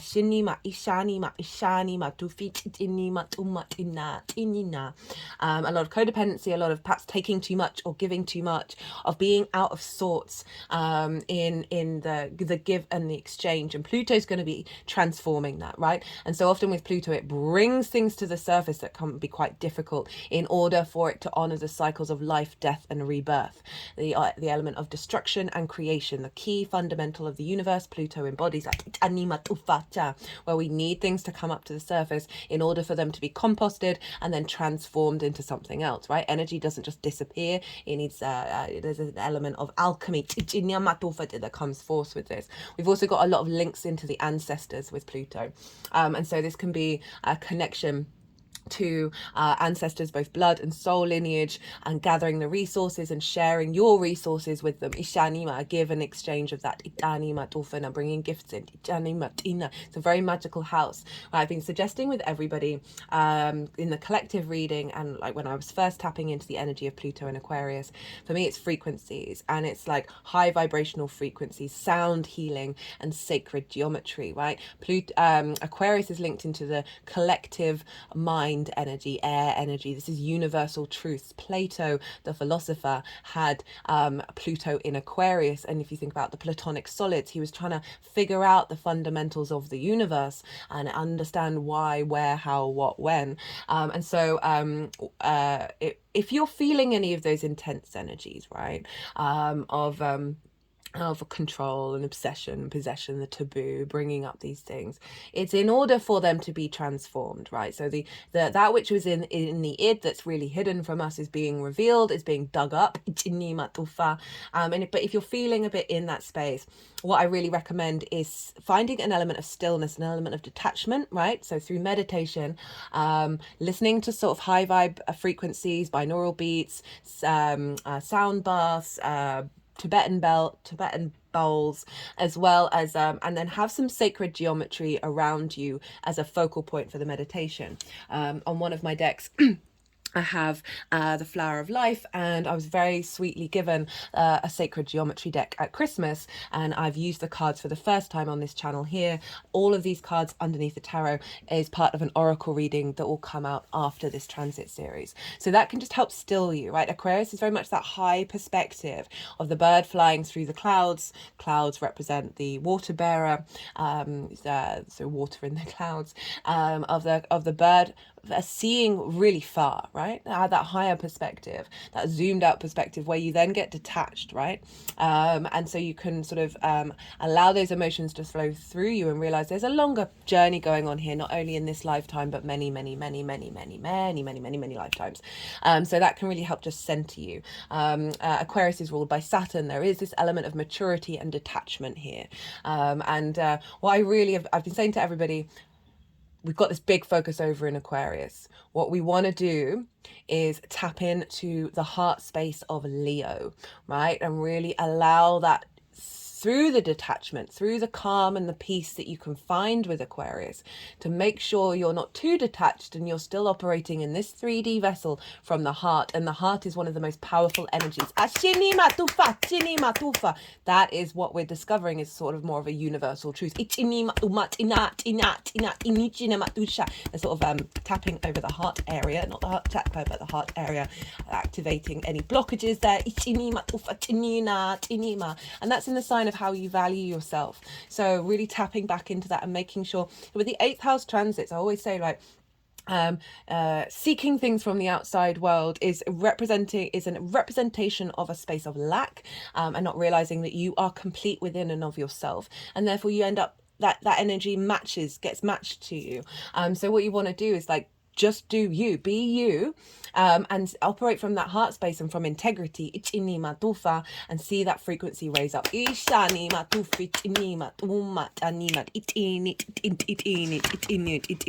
Pluto is incredibly powerful. It's this deep power, raw, instinctual power within you. It is a wonderful magnetizing energy. So you're going to see more draw towards the outside world. The outside world is going to be drawn towards you. And there's a real sense of rebalancing of any distorted give and take relationships. So bringing a deepening, magnetic, magnifying energy to your relationship with Source, and how that shows up. Clearing away scarcity and fear mindsets by bringing up fear. Fear is very much a part of Pluto's energy. But as I said, be mindful of all of these energies and realize, okay, what is that showing me? Fear, I talked about this a lot in the Aries full moon video. Fear is a tool. Everything's a tool. Everything is neutral. It's just a thing that can be used. The fear is a tool to help us realize what is an illusion. Always say, like, say you've got a project that you want to do, but you think you need these things from the outside world, so you don't do anything, right, until you've got those things. It's not how it works. That's not the best idea. Is to just keep doing little things, keep doing you, keep exploring, keep chipping away. And then because you're in activation, creation mode, you're in abundance mode, this is when the frequency starts coming in and elevating. Now, Pluto is in the sign of Aquarius, and that is traditionally ruled by Saturn. So we want to look to where Saturn is in the chart, because wherever Saturn is influencing what's going on with Pluto. And now Saturn is over in the ninth house of your perspectives, your philosophies, your morals, your ethics, how your connection to Source, your connection to book, religion, nature, science, whatever it is that's a matrix that's bigger than you, that you're a part of and you have questions about. It's also about learning and teaching, as well as going to live somewhere for a longish period of time in order to broaden your perspectives. The key word here is perspectives. Who are you? Why are you? What's going on? Saturn's moving through that. I've done 3 Saturn transit series in Pisces. And so you might want to go check that out, even the first one, because in the introductions I break down Saturn in Pisces, Saturn with Neptune, Saturn with Jupiter, and I talk about the main themes of Saturn moving through the ninth house in way more detail in that first series. Second one's about the retrograde. Third one is live. This is about Saturn direct until the end of June.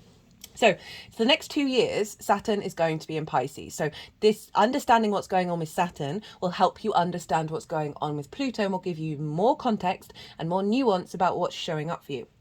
So Saturn in the house of perspectives, finding deeper maturity around that. Saturn can bring about restrictions, limitations, frustrations. However, it does so in order to stress test your foundations and make sure the ones that won't last the test of time fall down, in order for you to put in hard work, due diligence, and commitment to your legacy and your integrity. So a commitment and a maturity around your understanding of who you are in the world, right? And all of that is feeding into the 8th house of the give and take between you and the outside world. The more mature and more committed to your own integrity, the more that's going to ripple into the transformational process of Pluto with the give and exchange between you and the outside world. So rather than getting upset about not getting what you need from somebody, you cultivate within yourself what it is that you need, and you're more at peace with it. You're not fighting, you're not in conflict with it, you're more at peace with it, and allow whether that relationship dynamic is going to stick around. If you don't want to give it too much attention, don't do so, and see whether that person wants to respond, right? We're not here to change people, we're here to change ourselves. And our responses to that thing, it's the only thing we can control. And even that, because there's so many layers going on.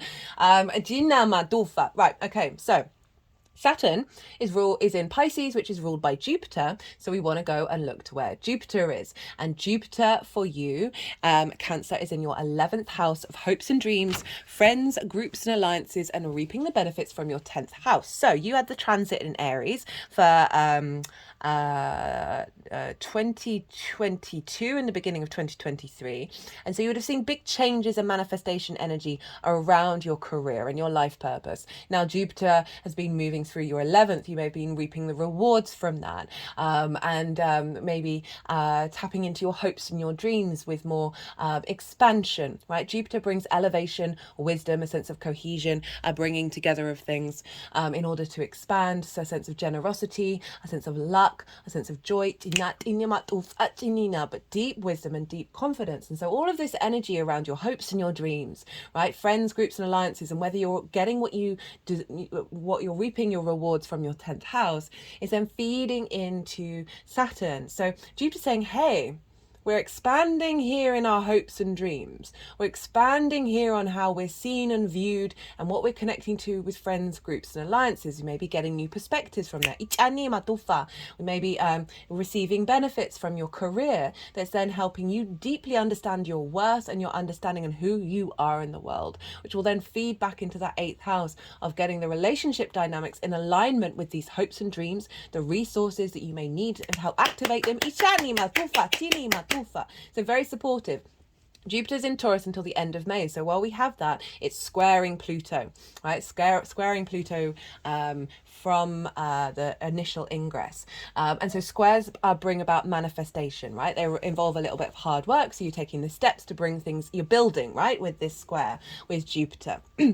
And then, till the end of May, Jupiter is being governed by Venus. Taurus is ruled by Venus. So we want to look to the Venus transits. She's moving. She's at the tail end of Sagittarius, just as Pluto enters into Aquarius. And then she'll cover up till she enters Gemini just before Jupiter does. So that's Sagittarius, Capricorn, Aquarius, Pisces, Aries, and Taurus are all being, those houses every 4 weeks or so are going to get activated. So this is going to help bring nuance and depth to your understanding of what's showing up with Pluto.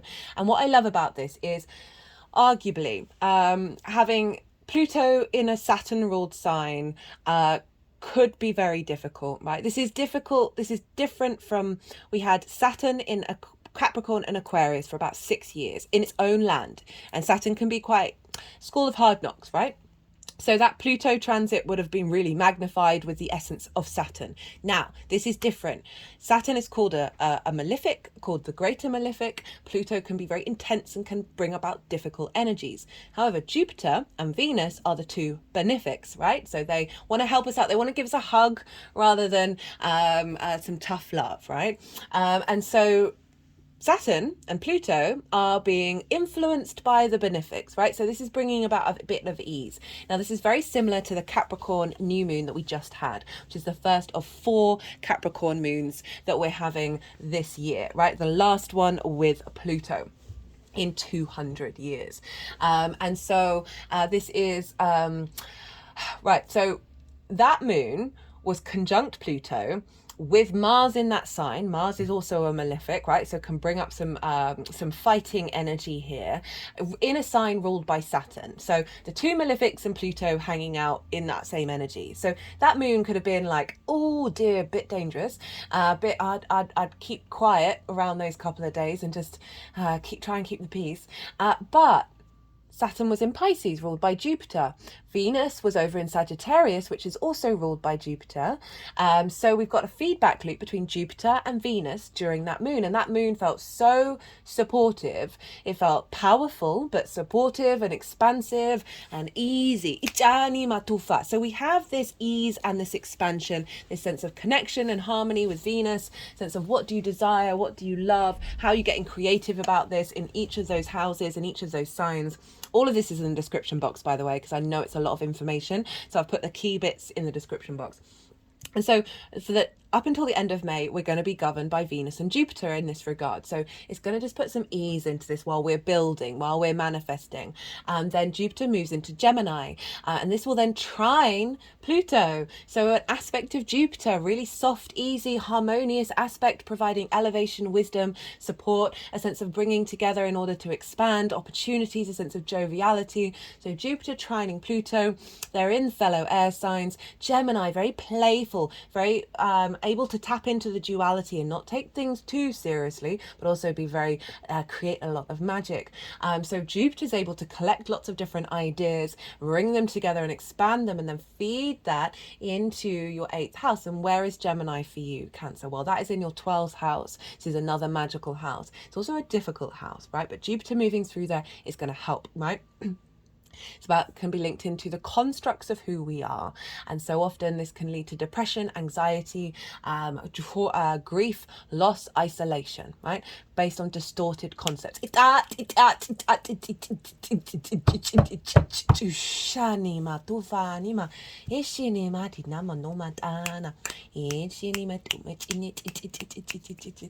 is the karmic board clearing, energetic clearing. Rewrite your story, live your truth. I can't remember if I mentioned, but Pluto's linked into 7 generations, so clearing away those limitations around resources, around relationship dynamics being in balance and equality and flow. Now Jupiter in the 12th.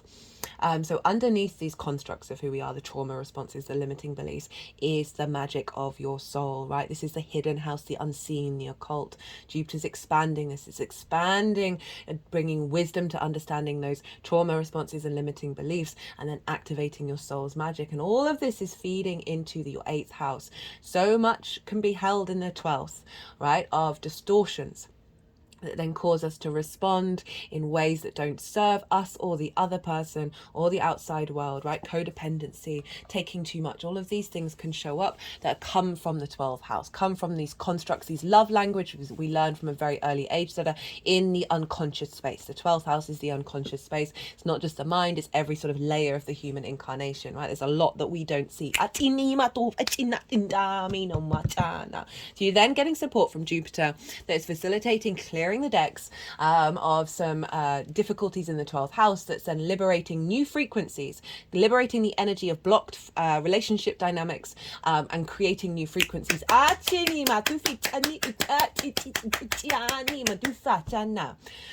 Right, what else did I want to say? Mercury will then take over in the rulership, and that will be until the following year, the following May. So I'll talk more about that in future transits. So, but Mercury is very neutral and very playful and very able to, especially linked into the Gemini energy of being able to collect lots of information that help facilitate our deeper understanding of this transformation. Right, I really recommend looking to where your Pluto is in your natal chart. Look to the house that it's in and the themes of that house. Those themes are going to crop up with this Pluto transit. They always will wherever Pluto goes. So this is going to give a more personal, deeper understanding of what's going on for you, Cancer.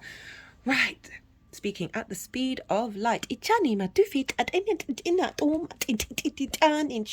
Right, so let's get to the tarot. I am reading differently than I normally do on this channel. So instead of doing my normal way of reading, I've decided to sort of break down some key themes that I think will be very useful to come back to during this 8 month transit, right? Because Pluto can be very strange. It can be very loud and very subtle.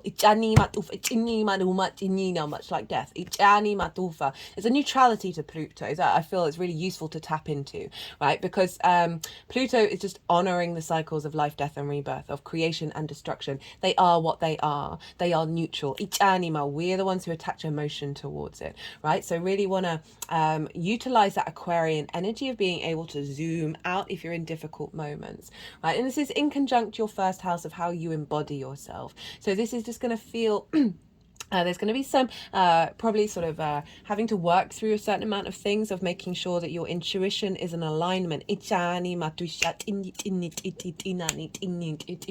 I would be mindful of your sensitivity.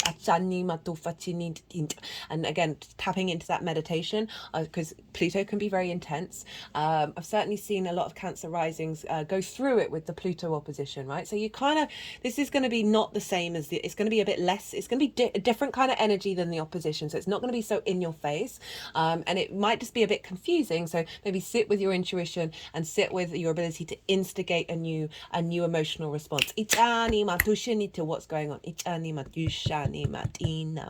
Right, so There's going to be 8 piles, 2 rows, 4 columns. The first column is about Capricorn, what's been composted during that cycle and what has that been transformed into. The second column is what is this quest that we're on for the next 8 months? What is the challenge that we're working towards? And then underneath that, what is the wisdom that we can draw on during our quest to help facilitate it?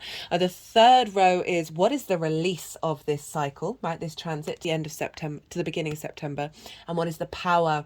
The power is there's a two-pronged energy with the power. It's what power are we gleaning from the release, as well as what power can we tap into to work with the release process, right? Titani Matufa.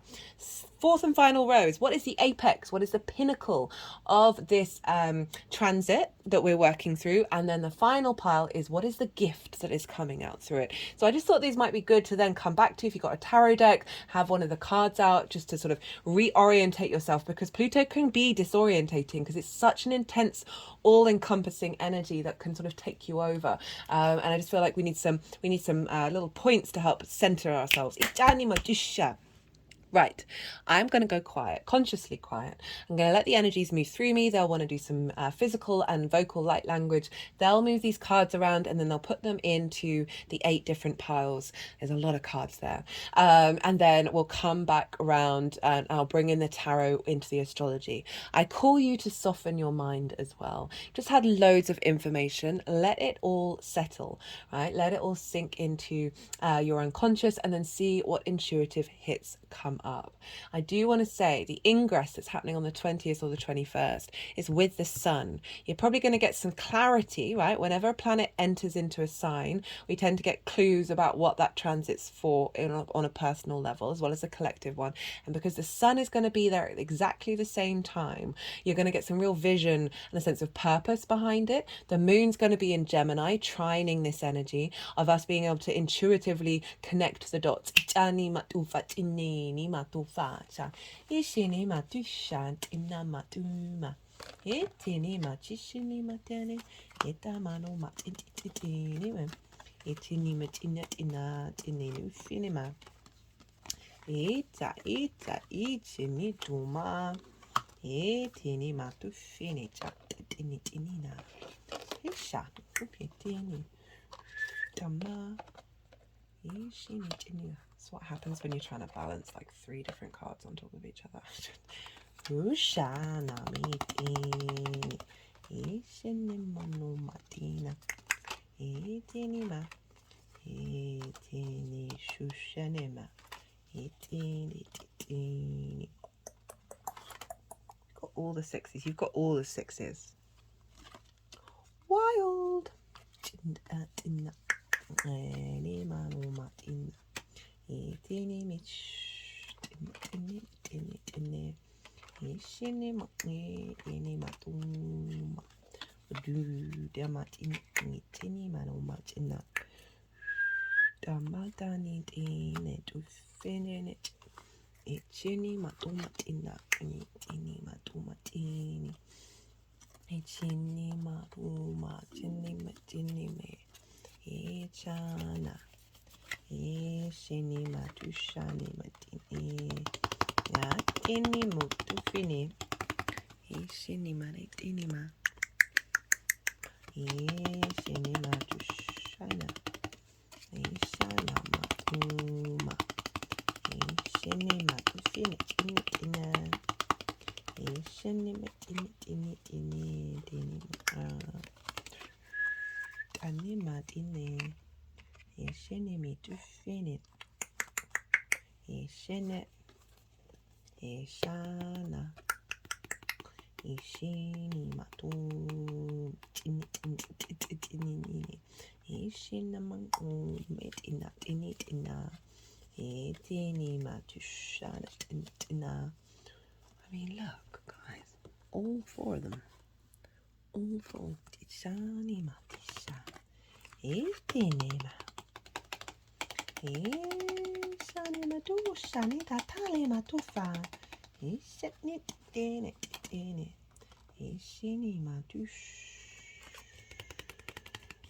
ishana ma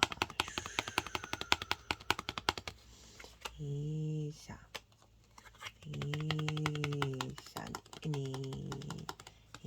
Ini matu fina itinina itinima ichanima netinima ichinima tinima ichana ichanin tinime tinima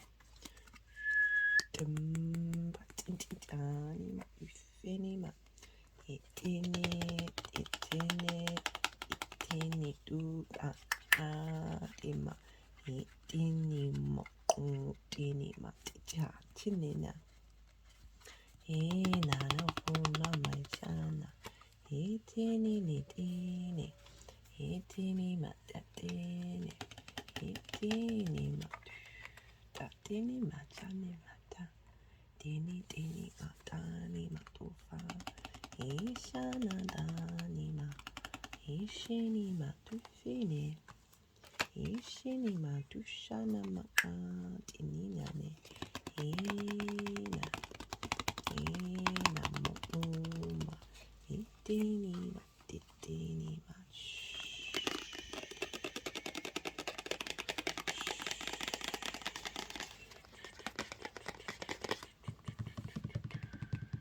atani matufatane.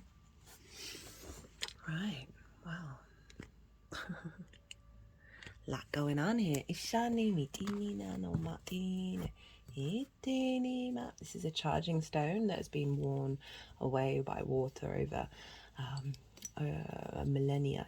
And it represents activation of that flowing water energy and allowing, bringing in, charging up the energy field.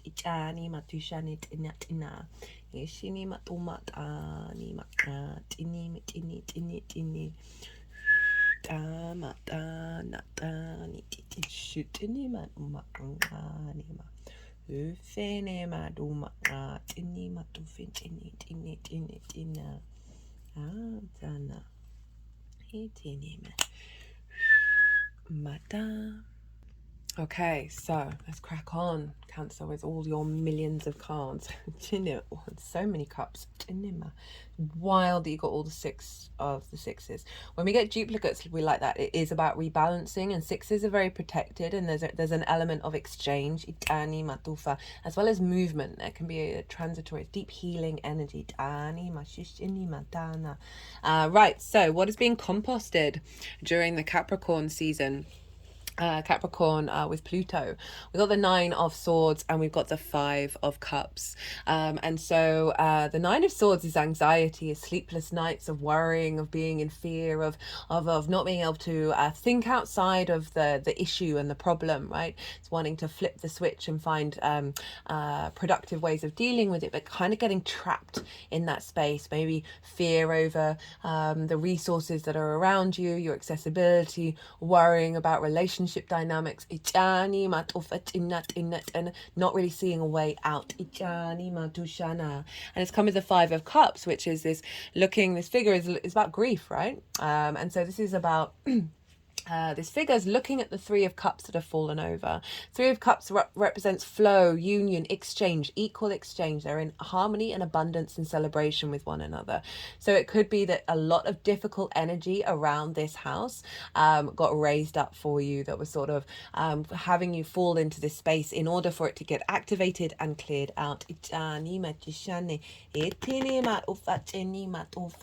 so often when we're in that sort of 9 of Swords, 5 of Cups energy, we're sort of repeating that cycle. We're repeating that energy over and over and over and over again. They compared to the other, I think only one other sign, and I can't remember who, they wanted to bring this card in, or clearing the board, and really tapping back into what is you rather than what you've experienced in the past. So that's being composted, and what is that being transformed into? Well, we've got the Wheel of Fortune, which is Jupiter. And we've got the Ace of Cups. Now, the Wheel of Fortune is a very positive card. It's saying fate is changing.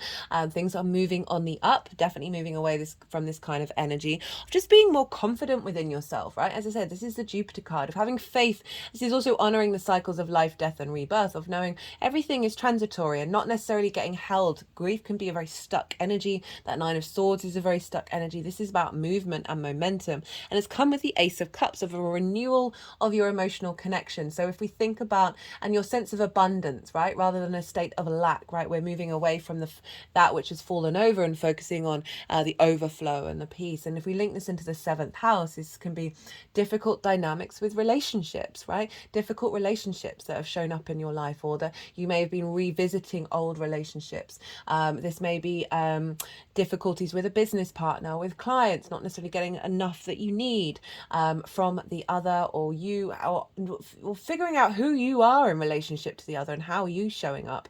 And this is all complete, this is switched. There's a new sense of renewal, a deeper understanding of the transitory nature of life and how we're constantly in a state of evolution, which I feel is the Wheel of Fortune. But definitely fate's coming in and bringing in bringing in relationships that are going to serve both you and them, rather than perhaps being one-sided. Now, the quest, the challenge, what are we working on and working and doing towards? We've got the 7 of Cups, the World, the Fool, and then the 6 of Wands. I love this combination of cards, especially with everything that I just said about the astrology, in terms of now you're working on the dynamics, right? Your exchange with anything other than yourself, right? And we've got the 7 of Cups, far cry from the 5 of Cups. So this is a sense of abundance, right? There's possibilities, there's options, there's choices, there's hoping and dreaming again. This is also for me the channeling card. As I said, this is quite a powerfully magical house. So bringing up the resources from the past for you to witness and bring into your being. But overall, there's a sense of a new frequency, a new emotional frequency. You've got so many cups of your emotional connection to these relationships and the dynamics with them. And this is saying there's choice. There's different things coming in for you to play with. But overall, generally the hopes and like being able to dream and fantasize, perhaps or that which you may have thought fantastical and out of reach in a fantasy is now becoming more readily available.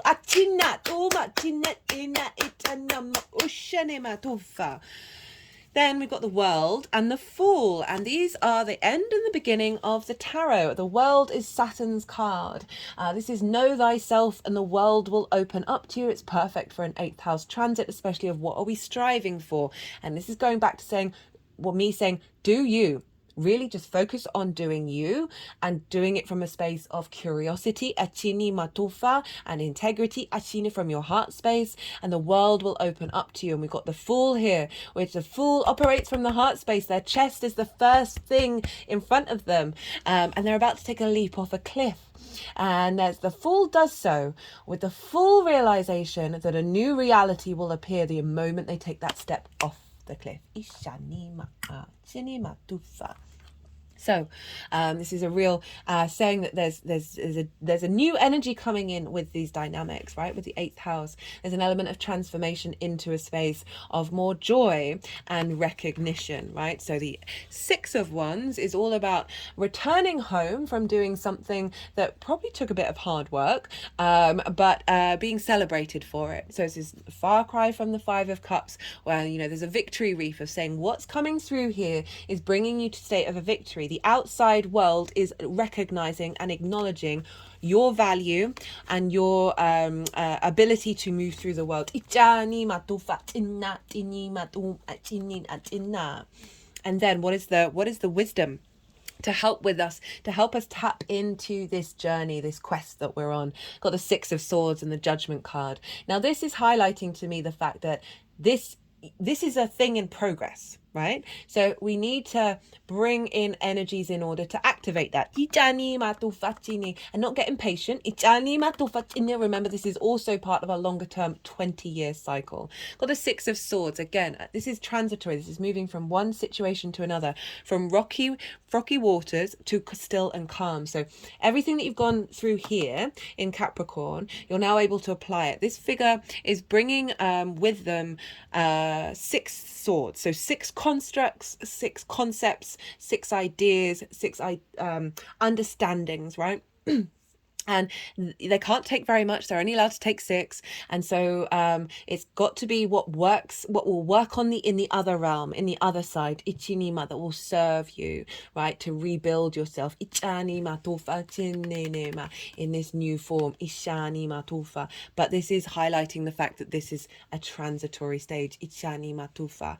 If for those of you who might not know what those 6 things could be for you, it doesn't have to be 6, but certainly getting to the core principles of who you are. That's when you really know yourself, because you find a lot of boundaries fall away with that, because either it's the root of it that is then you see that root in everything.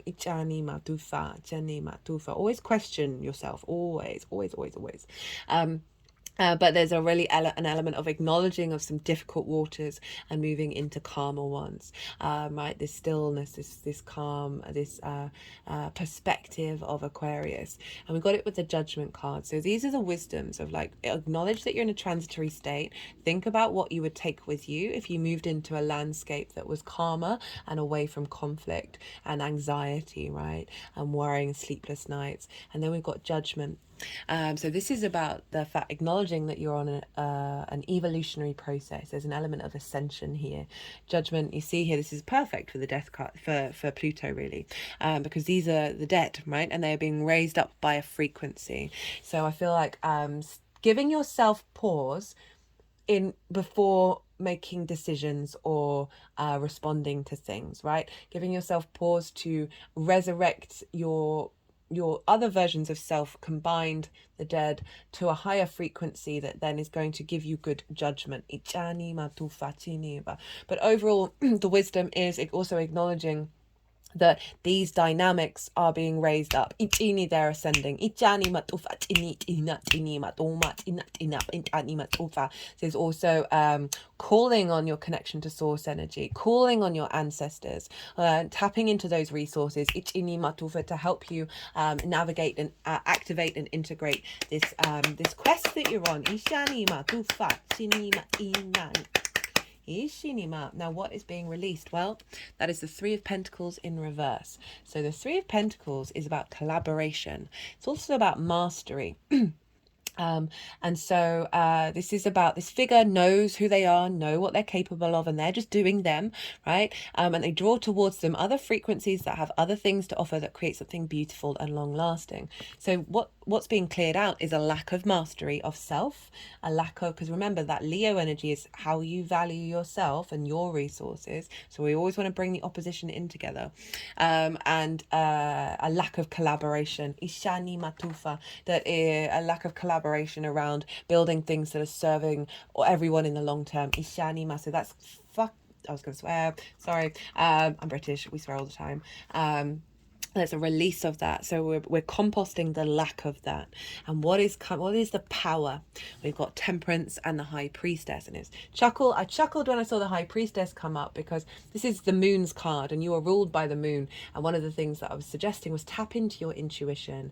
Allow yourself to activate new emotional energies, as well as you do you, right? The High Priestess, she draws things towards them. She's not clawing at the outside world. She's not asking people to change. She knows that she's going to draw towards her that which works for her in this incarnation. And it's come with the Temperance card, and this is about alchemy, right? So this is through the release of this energy, you are now alchemizing a newer version of yourself that isn't holding the bonds, the karmic bonds of blocks around cooperation and mastery and understanding of self in regards to you and the outside world. You're now refining it. In the traditional Rider-Waite, this water is going upright into this cup.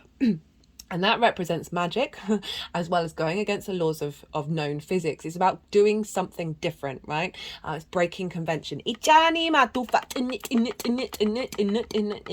is about alchemy of self, right? Even though we're dealing with the outside world, it's your response to it. And again, having the faith and the trust. This is like your higher self manifest in a card, right? The higher self draws towards us situations. And now we're clearing away those karmic bonds linked into that area, and really allowing a freer flow of your soul's energy in the 3D world. Right, what is the apex? Itchanima atinina tininima tuma. Itchinima tishanima tushanima. Itchinima tufinatina. Tini chichanima tufinina tini. Tinima tufetinima tinima tuma. Itchini tintin. Right. Okay, so I just had to tap into the frequency of this in reverse. So we've got the Six of Pentacles in reverse, and we've got the Two of Cups. I really love, so at first I was kind of like, oh, Six of Pentacles in reverse. Okay, that's interesting. So the Six of Pentacles is about being in receipt of something in order to bring things back into balance. So it's an activation before we get to balance. It is about giving and receiving, but there is this sense of hierarchy here, right? This figure is taller than these, they're crouched down, representing, there's a sense of authority over this energy, right? In order to admittedly to help out. But I love this in reverse because it's saying that this hierarchical system is falling away, right? The apex is the reverse of this, and with the Two of Cups, they are equal, they are eye to eye, right? This can be about love, but it's also about your understanding of yourself and also your relationship with the outside world and spirit. There's a sense of integrity, honor, respect with the Two of Cups. I love it. And so moving away from a hierarchy and moving into balance, unity, equality, and all these cups here, right? So tapping into your emotional connection and contentment, your intuition, and being able to navigate relationship dynamics, heightening your intuition so you know which ones aren't going to, where the soul contracts aren't going to be for a long time, and be able to move through and not hold on to those relationship dynamics, right? And let them fall away, because it's serving both you and the other. But it really just generally like as I said, the give and take between you and the outside world and source, of being more in alignment and both seeing each other. And again, it's going back to visibility and recognition and honoring and respecting one another. Final cards. What is the gift? We've got the Guru, we've got the Six of Cups, the final six, got the Ten of Cups, all these cups. So the Guru is know thyself, right? This is Taurus, this is the Hierophant. Know thyself. You are your own inner guru. The wisdom that you're going to be receiving from source to help activate your deep knowing and understanding of who you are. Definitely see that. Your ability to share that wisdom with the outside world. It's not about trying to force people's perspectives, but it's about sharing them. And however that is, because you think it's Saturn in the ninth. Your understanding of yourself, right, in the world, bringing more self-respect deep within you. Just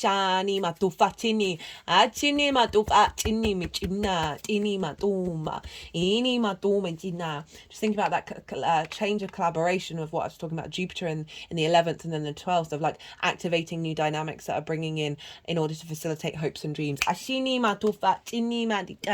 this is the Taurus card of hopes, and where Taurus is for hopes and dreams, are really there's an element of innate wisdom that's coming through, and just a really deep confidence within yourself, not puffed up ego, but the power and the magnetism that you have, that you are sharing with the world. With the Six of Cups and the Ten of Cups. The Six of Cups, these are the gifts. The Six of Cups is giving and receiving.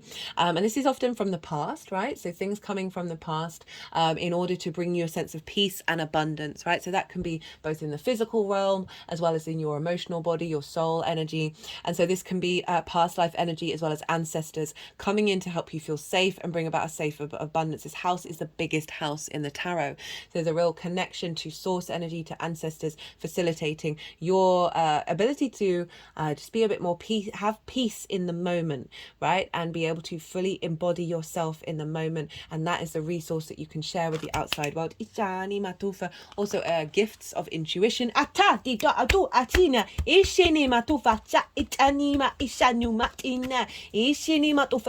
feeling safe in your vessel.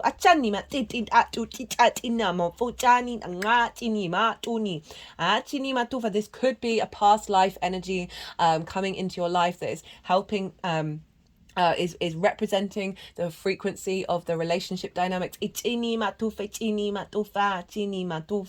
overall, the giving and exchanging of emotional well-being and abundance. We've got that Ace of Cups there, of bringing peace, of the exchange between you and the other. Rather than the Five of Cups, which is grief, we've moved on to the 6, and then the 10, right? So this is the kind of happy ever after card, right? This is outward emotional contentment, right? So you've got the nuclear family. That's just representing sort of big long-term goals, okay? Every area of your life, okay? For some of you, this is about being in balance with your spouse. So the 8th house can often be your partner's resources, as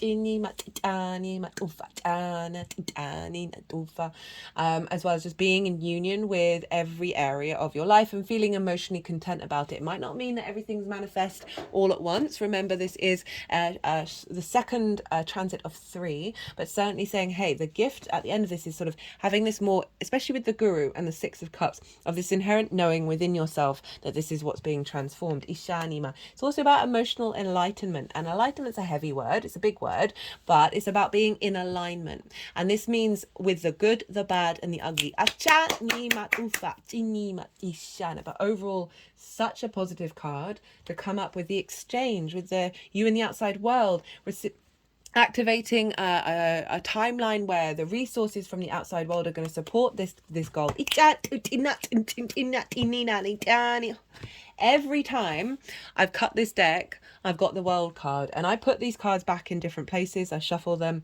This is Saturn's card. You have the world already. This is renewal, rebirth, reincarnation, celebration, a renewal and activation of self.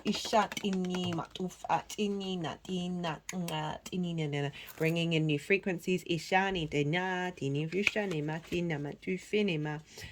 We've got vibration, positive action. And what I like about that is the outside world transformation of the frequencies, right? Of the vibrations, and stepping into that. Ichanima, that can be your wisdom of really making sure that you're putting a little bit more effort into getting into alignment with your own frequency. Ichinima tufa, and then the world's going to match it.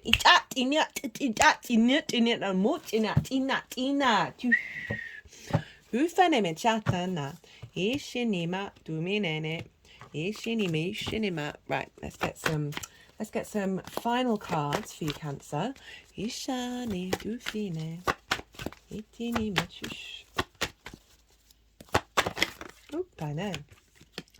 There we go.